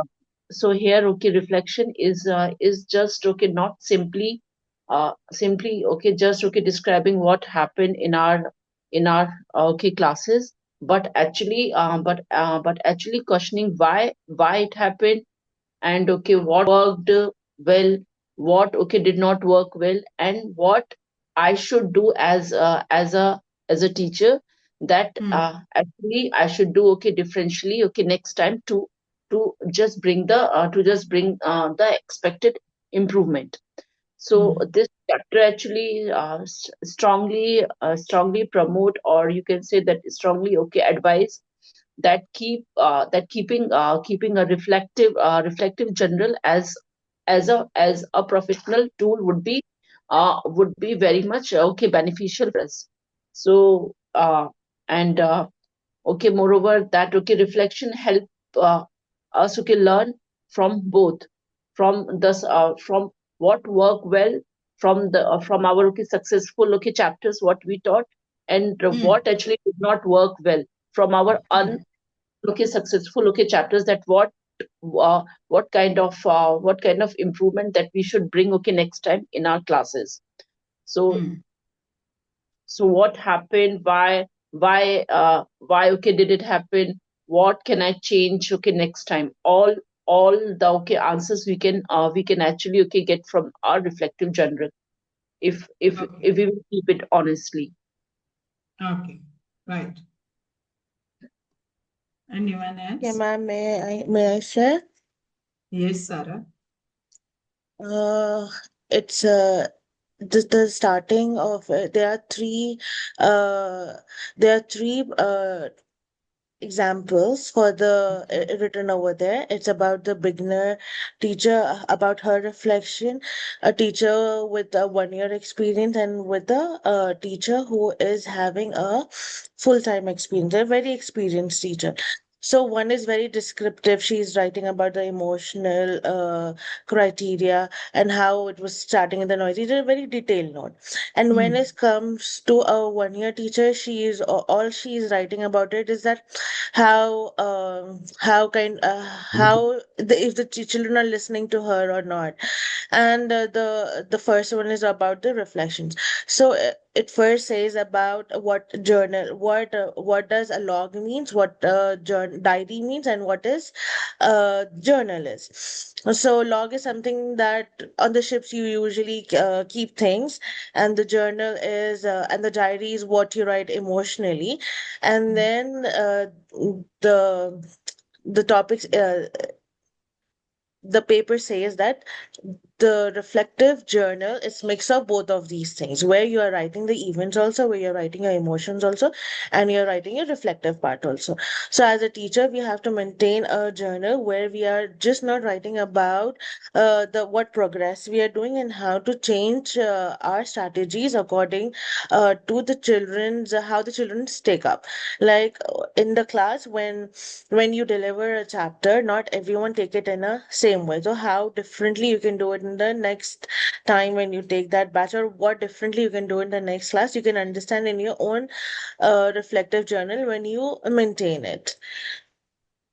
Mm. It's about that. Very true. Very true. Now, which one do you think, Sarah, is good? The beginner's one, the 1 year one, or the experienced one? You have read through it, isn't it? Which For reflective me, journal, was, according to you, better? definitely the experience one was good, but it is too descriptive to write. I mean, if you have that much of in time of writing all that, it's too good. But I think it's maintaining it on daily basis. It is very draining. Maybe for me, a reflective journal will be more like a flow chart of things, how things go, and how you come to a conclusion. It will be more easy than maintaining. You can do that on the weekly basis, but on daily basis, I don't think so. It's possible, at least for me. It's very nice to have that kind of return work, but it's too descriptive. Okay, okay. Yeah. Now others? Ma'am, may I? Yes. Ma'am, I would like to speak on how this reflective journal means. What does this provide me as an emotion? Hmm. So, reflective journals, they do provide a lot of positive emotional outcomes. Out of that, building up of confidence within myself, then it also promotes self-awareness and also brings an emotional balance, which will help me in processing the challenges effectively rather than feeling overwhelmed. And it will also foster a sense of control and resilience within me rather than self doubt. So, these Okay. are few positive emotional outcomes which we can achieve through reflective journal writing. Very true. Very true. Like, how will you be doing it during your class or after the class when you are writing your reflective? Ma'am, if you ask me personally, I would like to reflect after each lesson so that Ah. at the same time I will be able to find out the learning gaps and I Hmm. can overcome it and maintain a pace accordingly. Very true. Very true. Yeah. But please start writing your reflective blog. Huh? You will have to maintain it. Yes. Ma'am, reflection goes in the cycle like our action, our reflection to it, then Hmm. how we change it, that means a revised action, and then Ah. reflection for that. Yeah. Yes. You have to have your review. What would have gone? Like, how would I change it? Yeah, what And happened? What would I like to change, and why action would I plan. like to change it? Yes. And what Action plan. action, yeah, what action would work? And then if Yes. did that work or not for my next chapter or next class? And Yes. then if it worked, then what is the general principle that I can use again? If that Ah. also didn't work, then what should I do next? Yes. And basically, log is nothing but factual events. Even we get class log every day. Hmm. Log is factual events. Diary can be anything. It can be as simple as to-do list Hmm. or any emotional writing or something where I have roamed somewhere, I can just make a note of it. Hmm. But reflective general is all about doing something and reworking on what I actually did and did that work or not. Hmm. Hmm. Yes, ma'am. That's true. Right. Ma'am, Anyone else? Yes, Yamini. ma'am, what I understood about reflective journal is it's a place where teacher or us will reflect on after observing all the three test cases that I noticed. Yes, I'll definitely go with the experienced one. It is descriptive, but what I noticed is she is working on what went wrong, what she should do, what she could have corrected, like from next time with for this incidents, this type of incidents, what should she be Hmm. prepared with? And how can Hmm. she avoid these type of incidents if it can happen further? This is exactly what reflective journal helps us with. What we should do Hmm. next, what we have to reflect on to avoid what we had previously faced, which explains the reflective cycle. So this is what I Hmm. understand. Okay. Now, can you actually, like Yamini said, can you see the tone of writing difference between the teacher with 1 year and the teacher who is a full time? The Yes, ma'am. tone. Yes, ma'am. See, if you So look at the 1 year teacher, She seems to write about what is happening in the class. Okay, it's just about what is happening in the class. But if you look at the full-time teacher, she is writing more as of know her emotions, her thought process, how the students reacted. You will see that it's more specific. Yes, it's more specific to the learning rather than what is actually happening in the class. How what she taught, no, how it went as per her planning. Those are the broader details that an 1 year teacher is writing, but an experienced teacher goes into specific points. Actually, Sarah, don't look at the extended one. You have another one. Can you see there? I'll tell you. Yes, ma'am. Can you see on page number 19 from this one? Monday 11th November, Tuesday 12th November. See how the writing changes. Okay, after that you have the 1 year teacher and then you have a journal of an experienced teacher. Yes, ma'am. It's like the 1 year teacher is all writing about if the student are getting. It's just the present moment. She's not reflecting on how the students are taking. She's very confused with all the emotions, whether her class was proper or not, whether she was too fast, whether it's all about her. It's not about how children are grasping it, and the other one is detail about everything like the emotions, the And one more thing that no, in your reflective journal, you can even put questions down. It need not be everything that you write it up. Okay, if I have done this, would this child listen better or got the answers better? Now remember, that is also a cue that you're providing to yourself that has to be changed for the next class. Even questions you can put. You can have your journal writing in any way that you want. Okay, now you can even write the number of students who have actually failed in doing a particular activity the first instance. So how I should correct it. That also can come under your reflective journal writing. Okay. Now, when we look at feedback, all that we were discussing is about your own feedback. Now, let us just have a quick glance on how a mentor should reflect. Okay, a mentor should give feedback. Just go through this Cambridge one. Again, a quick recall on the mentors.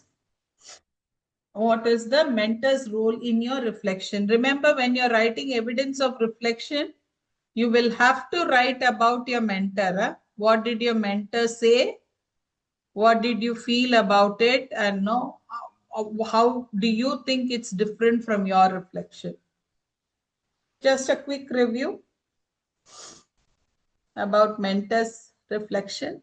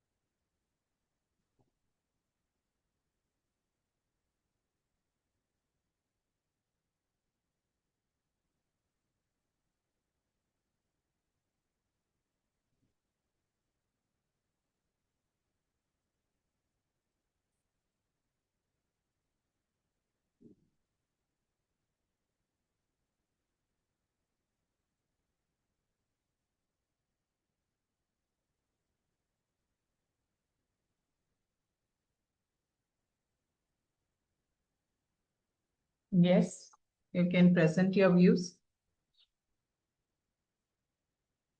Rohini, without your Unit 1, I cannot proceed to Unit 2 lesson plan. Unit 1 has to be submitted first.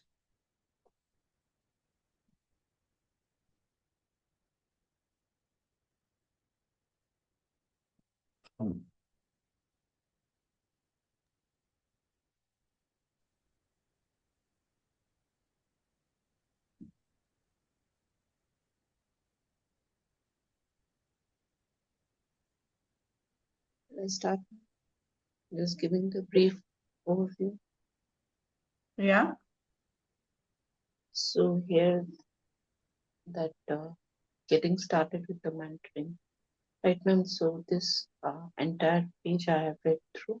So this actually that completes section that explains that what actually mentoring is, how it actually works, and why it is valuable in Mm. education.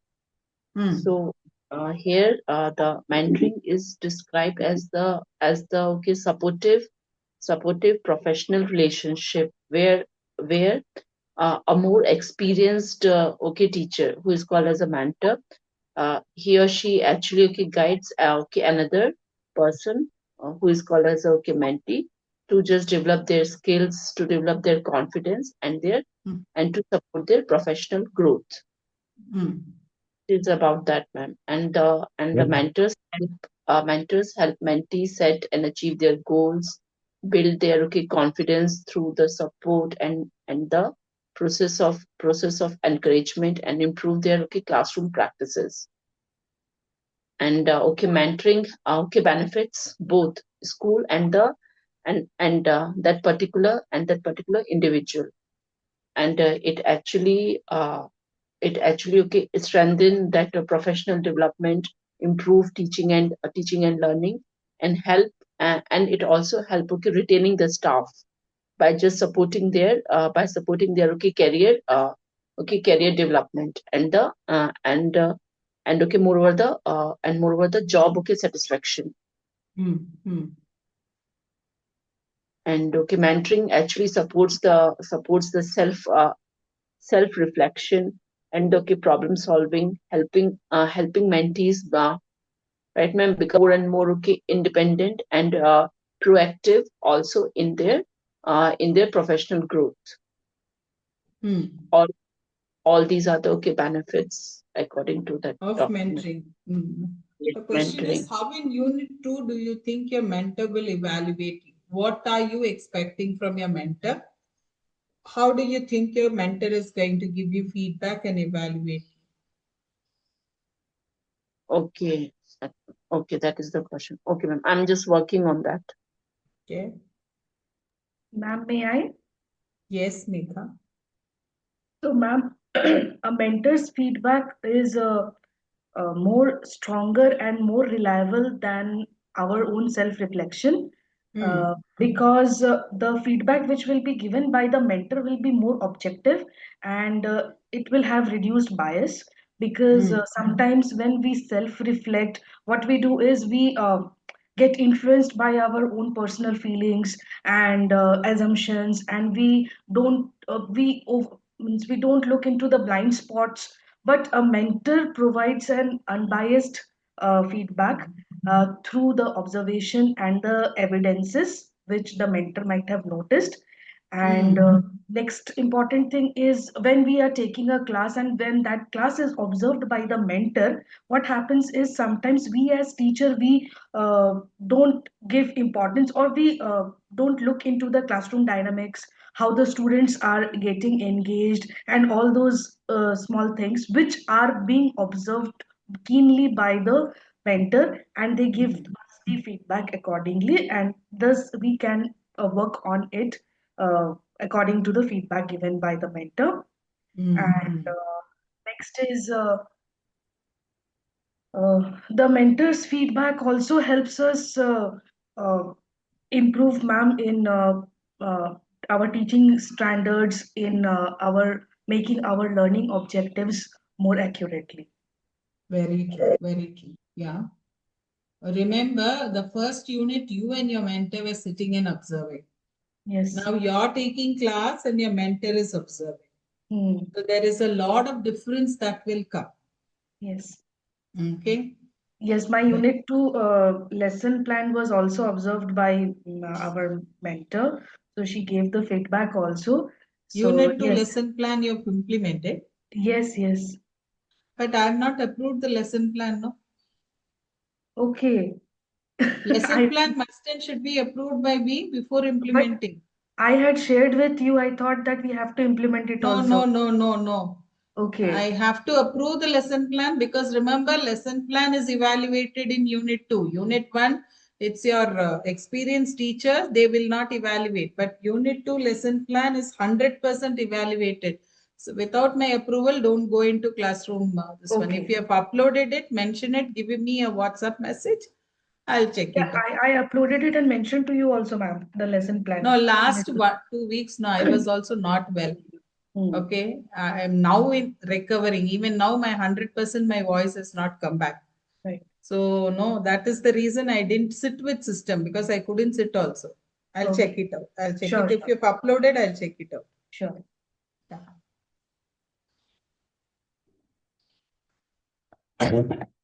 Yeah. Others?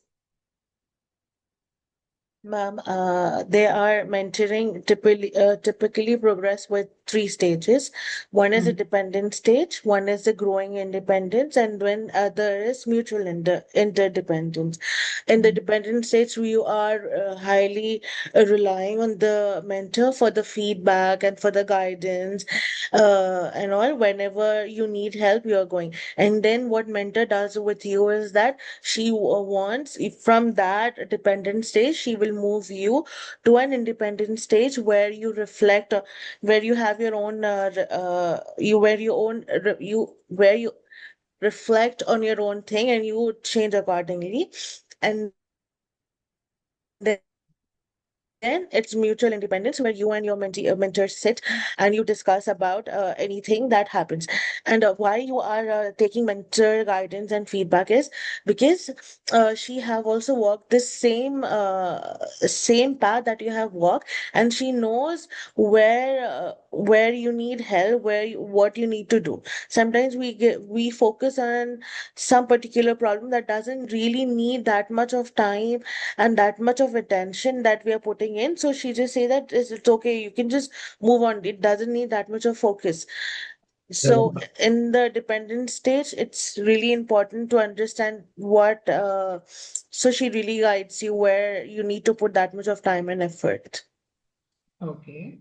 Yeah. And she even track the progress, whatever progress you have. If you tell when you discuss with her, she'll track your progress and she'll guide you to a way to reach up to that level in your teaching journey. Okay. Now, when your mentor is giving feedback also, please tell your mentor to be very specific. For example, they may say that the questioning can be improved if that is the feedback given. Now, you would have done multiple questioning, isn't it, in the class? Ask them which questioning or what questioning type needs to be improved. Okay, because general statements may lead you into trouble because when mentors give general statements, the complete lesson plan goes wrong. For example, like this very statement, the questioning can be improved, and you have written in your lesson plan everywhere questioning. Questions are asked, questions are asked, questions are asked. Now it indicates that all the questioning went wrong and all the questioning need to be improved. Yeah. Your mentor may not have intended that. Okay. So maybe some areas that she would have thought that the questioning could have improved for the higher order thinking students, or no, some students felt the questions were not a bit challenging. So these specificities must come in their report, okay, in their feedback. Otherwise, it's going to be a problem for you. Okay. Those areas you have to be very clear with your mentor when they are writing. Anyway, when I'm checking, I'll put that word also. that no mentor's feedback must be specific whenever I'm giving the feedback. Okay. Okay. So when mentor is evaluating must be analytical. So analytical means that, okay, she found that the teacher moving around, going to few students, explaining. To that level, the mentor has to write the progress or the observation report. Okay. Analytical, not simply describe what the teacher and students did in the class. Okay, the teacher was clarifying by asking questions about their understanding. To that level, the mentor has to observe the class. The agreed intended outcomes, and in particular on the teaching method or learning activity that is new to the candidate's practice. Remember, this is very important. I'll just show you, because this part, if you miss out, it's going to be a problem.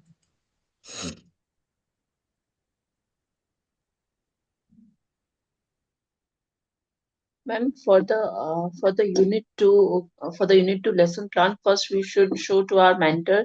Okay, then we should forward you. We should Yes. approve. First it should Approve, be then checked. only you will have to. See, First, your personal outcome, what the candidate wants to develop as a professional practice in teaching and learning, and this should be based on EFG. A minimum 3, maximum. Kindly write only 3. Don't go more than 5. 1 for each. Okay. New aspect of practice that is being developed. Now, what is that new you would like to develop must be written here in this lesson. Okay. Then your observation record. This is where your mentor has to write her observation about your teaching. How the students were learning. This the mentor will write, not you. Okay. Your strengths again to be written by the mentor. Areas of improvement to be written by the mentor signs. After the mentor, this one discussion, you will be writing after you and your mentor discuss, write what were the outcomes here. Clear? So when you're submitting, when I approve your lesson plan also, the next thing should come is what is your outcome? What is the new aspect of practice? Once this is approved, you go for implementing your lesson plan. Your mentor can go ahead. Clear? That is your observation record, upload with these 2 columns once your lesson plan is approved. Understood, all of you? This is your unit 2 observer feedback form. You will have to write these 2, submit, and then you can go ahead for implementing all your mentor's observation. This won't take much time. Based on your lesson plan, write and keep. If I'm modifying also, if I'm asking you to modify, you can modify this. New aspect of practice should be something that you're trying new for the first time. Okay. Please note this. Okay. Sudha ma'am, when that observer feedback form will be filled by our mentor, there Yes.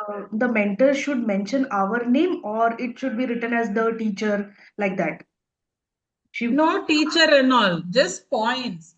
The Okay. teacher, if she starts, then afterwards the point. Okay. The teacher can, the teacher did, the teacher went, like that it can be. The teacher. Okay, fine.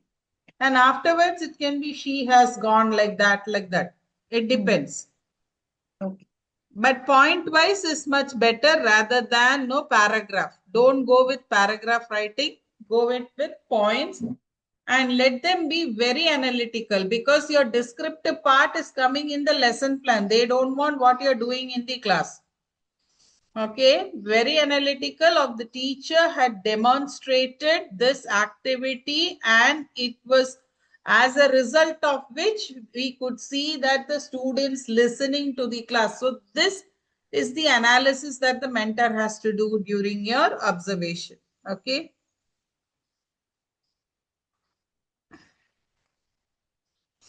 So it has to be analytical, intended outcome, new, Indicate how effectively the learning associated with learning outcomes E, F, and G were evidenced. So please go through the learning outcomes E, F, and G to write your intended outcomes. As far as possible, the mentors writing in the learning should show that the students have achieved the learning outcomes or objectives. Okay, must show. So sometimes if it is not working, what alternative plan the teacher did, that can also be, and how learning happened in the class also. Highlight key strengths and areas of development related to the agreed intended learning outcomes. Okay, clear all of you? Now there are this area also that you have to cover in your lesson plan and in your learning, reflection, everywhere. Now, how do you think this can be incorporated into your lesson plan? That is active learning, motivation, social learning, questioning, metacognition. Already some I've told you, but I want you also to give your input on how do you think this can be incorporated into your lesson plan.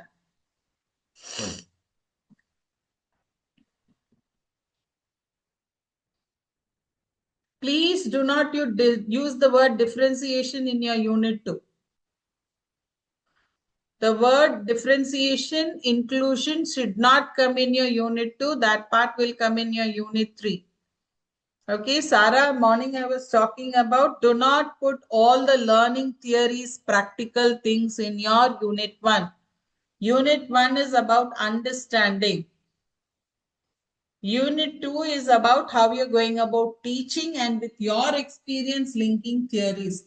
Unit 3 is further development into how sequence of lessons you're doing. So do not put the word differentiation or inclusivity in your unit 2. That part comes in unit 3. Okay? Yeah. So these are the things you will have to include. That is active learning approaches, motivation, social learning. So that is the reason. Remember this, I told you there must be a group work in your lesson plan. The reason is for social learning is a mandatory part of unit 2. Questioning. Questioning also we stop. You will have questioning, but remember it is not going to be written everywhere. It is understood that teacher will question. So don't give that as an assessment strategy. Change your assessment strategy to different items in the lesson plan. Metacognition. How exactly do you intend to bring metacognition in your lesson plan? Remember, when you're writing your EOL also, all these theories must be linked to your strategies. How are you going to bring metacognition?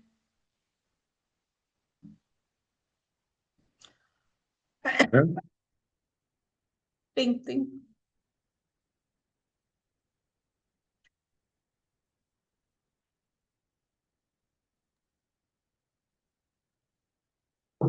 Ma'am, we should give only one, right? About any one topic, that how we can implement that in our lesson plan. Only No, general, Rupa. I don't want any specific.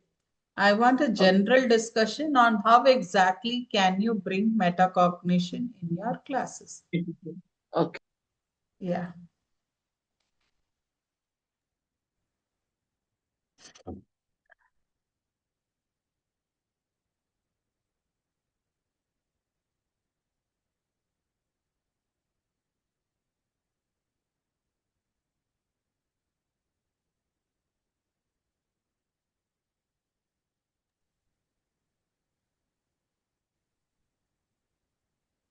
I usually go with exit ticket activities where I'll be giving question where they have to relate and think, or else wrong questions or wrong answers. So they'll be thinking why it is wrong, and they'll be like, no, no, ma'am, this is wrong because of this. This is actual thing, and that helps them to metacognitively think and answer. Okay.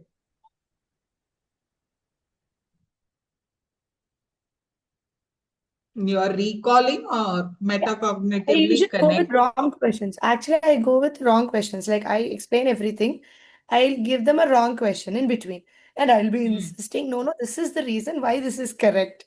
Now they will Hmm. be like processing it and they'll be like, no, ma'am, your reasoning is wrong. This is why it is correct. What you're telling is Hmm. wrong. So they'll be Hmm. thinking on what they learned and their strategies they'll apply and they'll give an answer and reasoning for it. So Okay. I'll give usually them the wrong question or a wrong answer for the question that I post. And I'll be insisting that this is correct. And I'll be Okay. justifying my stance why it is correct. Now they have Hmm. to prove me wrong with Yeah. the reason. Ah, This is what very I good. That will help them develop metacognition. That's true.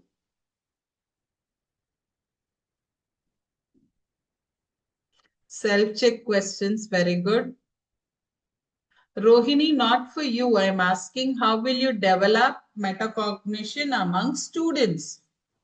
Ma'am, sometimes it's scenario based questions wherein Very my good. prompt will be I'm not sure if this is right, but then Yes, scenario will be explained so that they will actually, it will compel them to think the other way around. Because very I'm not true. sure with what I am doing is what that was my intention in my class. So they will think the other way around. Hmm. Now, self-check is always related to metacognition. The reason is actually you are prompting them to think about what they have already learned. So it is again thinking on thinking. So it will automatically come into metacognition. Very good. Peer assessment is very good. But remember peer assessment now here, whenever you're doing peer assessment or group presentation, rubrics is a must. Rubrics is a must. In developing rubrics itself, you will have to have a complete idea of how exactly they will have to develop rubrics, or you will have to develop rubrics, because you can't have vague rubrics. You need to have very clear cut rubrics, thinking out of the box and self checking their answers. Okay, that's good. Peer assessment is very good metacognitive activity, because when they answer, unless until they are thorough, they can't judge the other answers. That is a metacognitive activity. Yes. Even case study based analysis or no case study based analytical questions, those also come under metacognition, because you are asking them to analyze the situation and give a judicious answer for that. That comes under metacognition. Okay. Active learning. Remember, when we are talking of active learning, the first part of the visible learning that is there. Remember, the students not interested in coming to school. If active learning happens, they will be coming to school.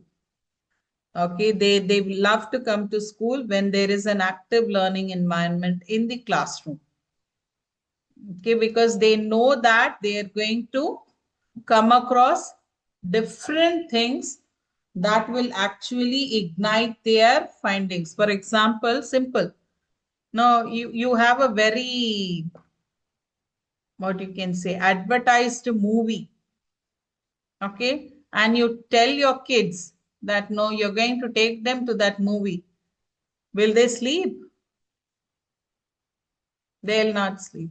Next day, they will see that you're taking them to that movie. It can be a ghost movie. It can be a historical movie, or it can be simply an action movie also. But if it is a profound movie where everyone is talking about, they will also be interested.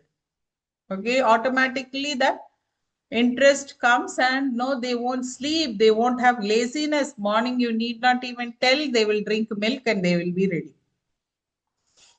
They like, don't like, your work is done. Yes, you need not do anything.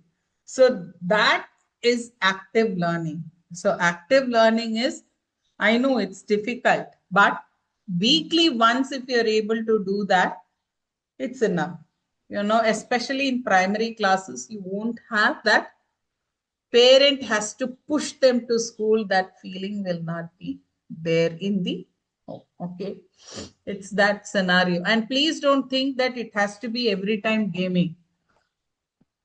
Not required. It needs to have an element of surprise. It needs to have an element of emotion, which also includes fear, because many of us think fear is something that no, we have to keep it away. But no, everyone loves Halloween. Yes. So fear is also an emotion that can be cashed in classrooms, not by creating fear, by making fear as a fun part. Okay, fear as a fun part where students can learn through that also as that as an emotion. So these are some of the strategies, and these are some of the modern theories. They have not mentioned about neuroscience, but neuroscience is also a theory that is coming up in learning. Okay, that cognitive load theory, okay, memory based, okay, memory based learning techniques, all those, what is it, neuro linguistic programs, NLPs. NLPs you have heard of? No. There will be one person coming to the school with a pamphlet saying that I can learn 200 words within 10 minutes. Neurolinguistic. It's a program that's available, but remember, it is an instant learning. Afterwards, it's not going to be in the memory. Okay, they are practitioners, but in order to have that in the long-term memory, there is a process that has to be. So NLP is also a program that actually helps in increasing memory. So these are the different theories that you will have to work on, and you will have to show that you are developing higher order thinking in your classes, sir. You will have to show in your lesson plan through different activities. Think, pair, share is fine. Okay. Peer assessments are fine. Group activity is fine. Rubric based presentation is fine. Okay. Lab activity is fine. All these, but you will have to show that there is a higher order thinking that is actually developing in your classrooms. Okay. So any other questions you have? Any modern teaching strategy that you find effective, you can let us know.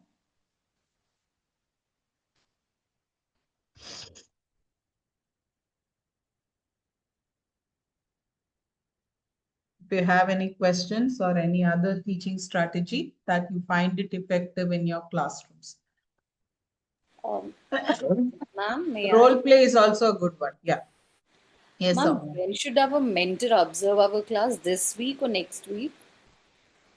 Once your lesson plan is approved, okay, you can take time, and you within the 1 week after your lesson plan is approved, you can go ahead with your mentor observation. So she should be observing the same lesson plan, I mean the same class Yes. that I had made Yes. lesson plan for. Yes. Okay. Okay, ma'am. So, ma'am, ma'am, we should show our lesson plan to our mentor. Then we should forward it to you. Yes. Okay.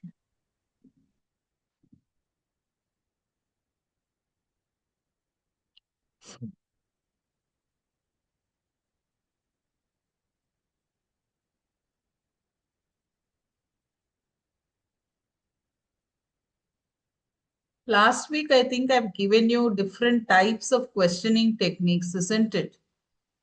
Remember, I gave you an Yes, ma'am, you gave. that also you can use as strategies in your class. Don't go every time with the word questioning, questioning, questioning. You have basketball questioning, you have what is that, Socratic questioning, fat questioning, thin questioning, all those you have, hot seat questioning. So any type of strategies you can have, and it need not be one assessment per this one, because you will be continuously having questions that are being asked. Any other questions that you have? You can ask. I think Shilpa will be sharing the feedback form. You can. Yes, real life problems or case studies in biology.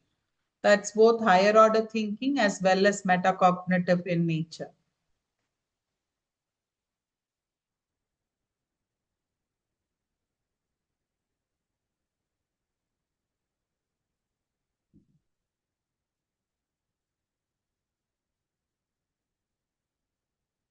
Any other questions? No. Okay, you can complete your feedback and then you can call it a day. Megha, I'll check your lesson plan by today evening. I will let you know. Okay, any changes or Sure. Unit 2 lesson plan alone if you have Sara or Rupa, because both of you unit 1 is done, only review is going on, isn't it? If you have complete, just put a WhatsApp message. I'll definitely check and I'll revert back to you because that immediately I'll do it.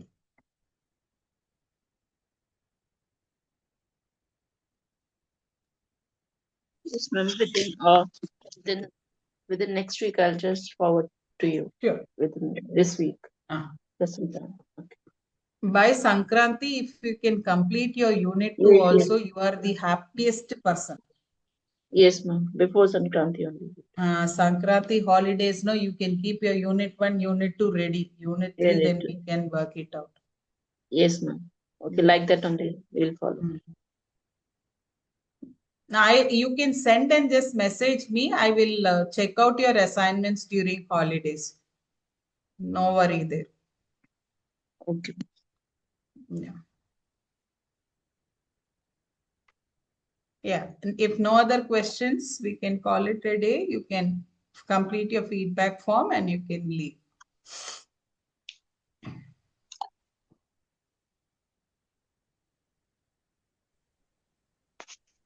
Uh,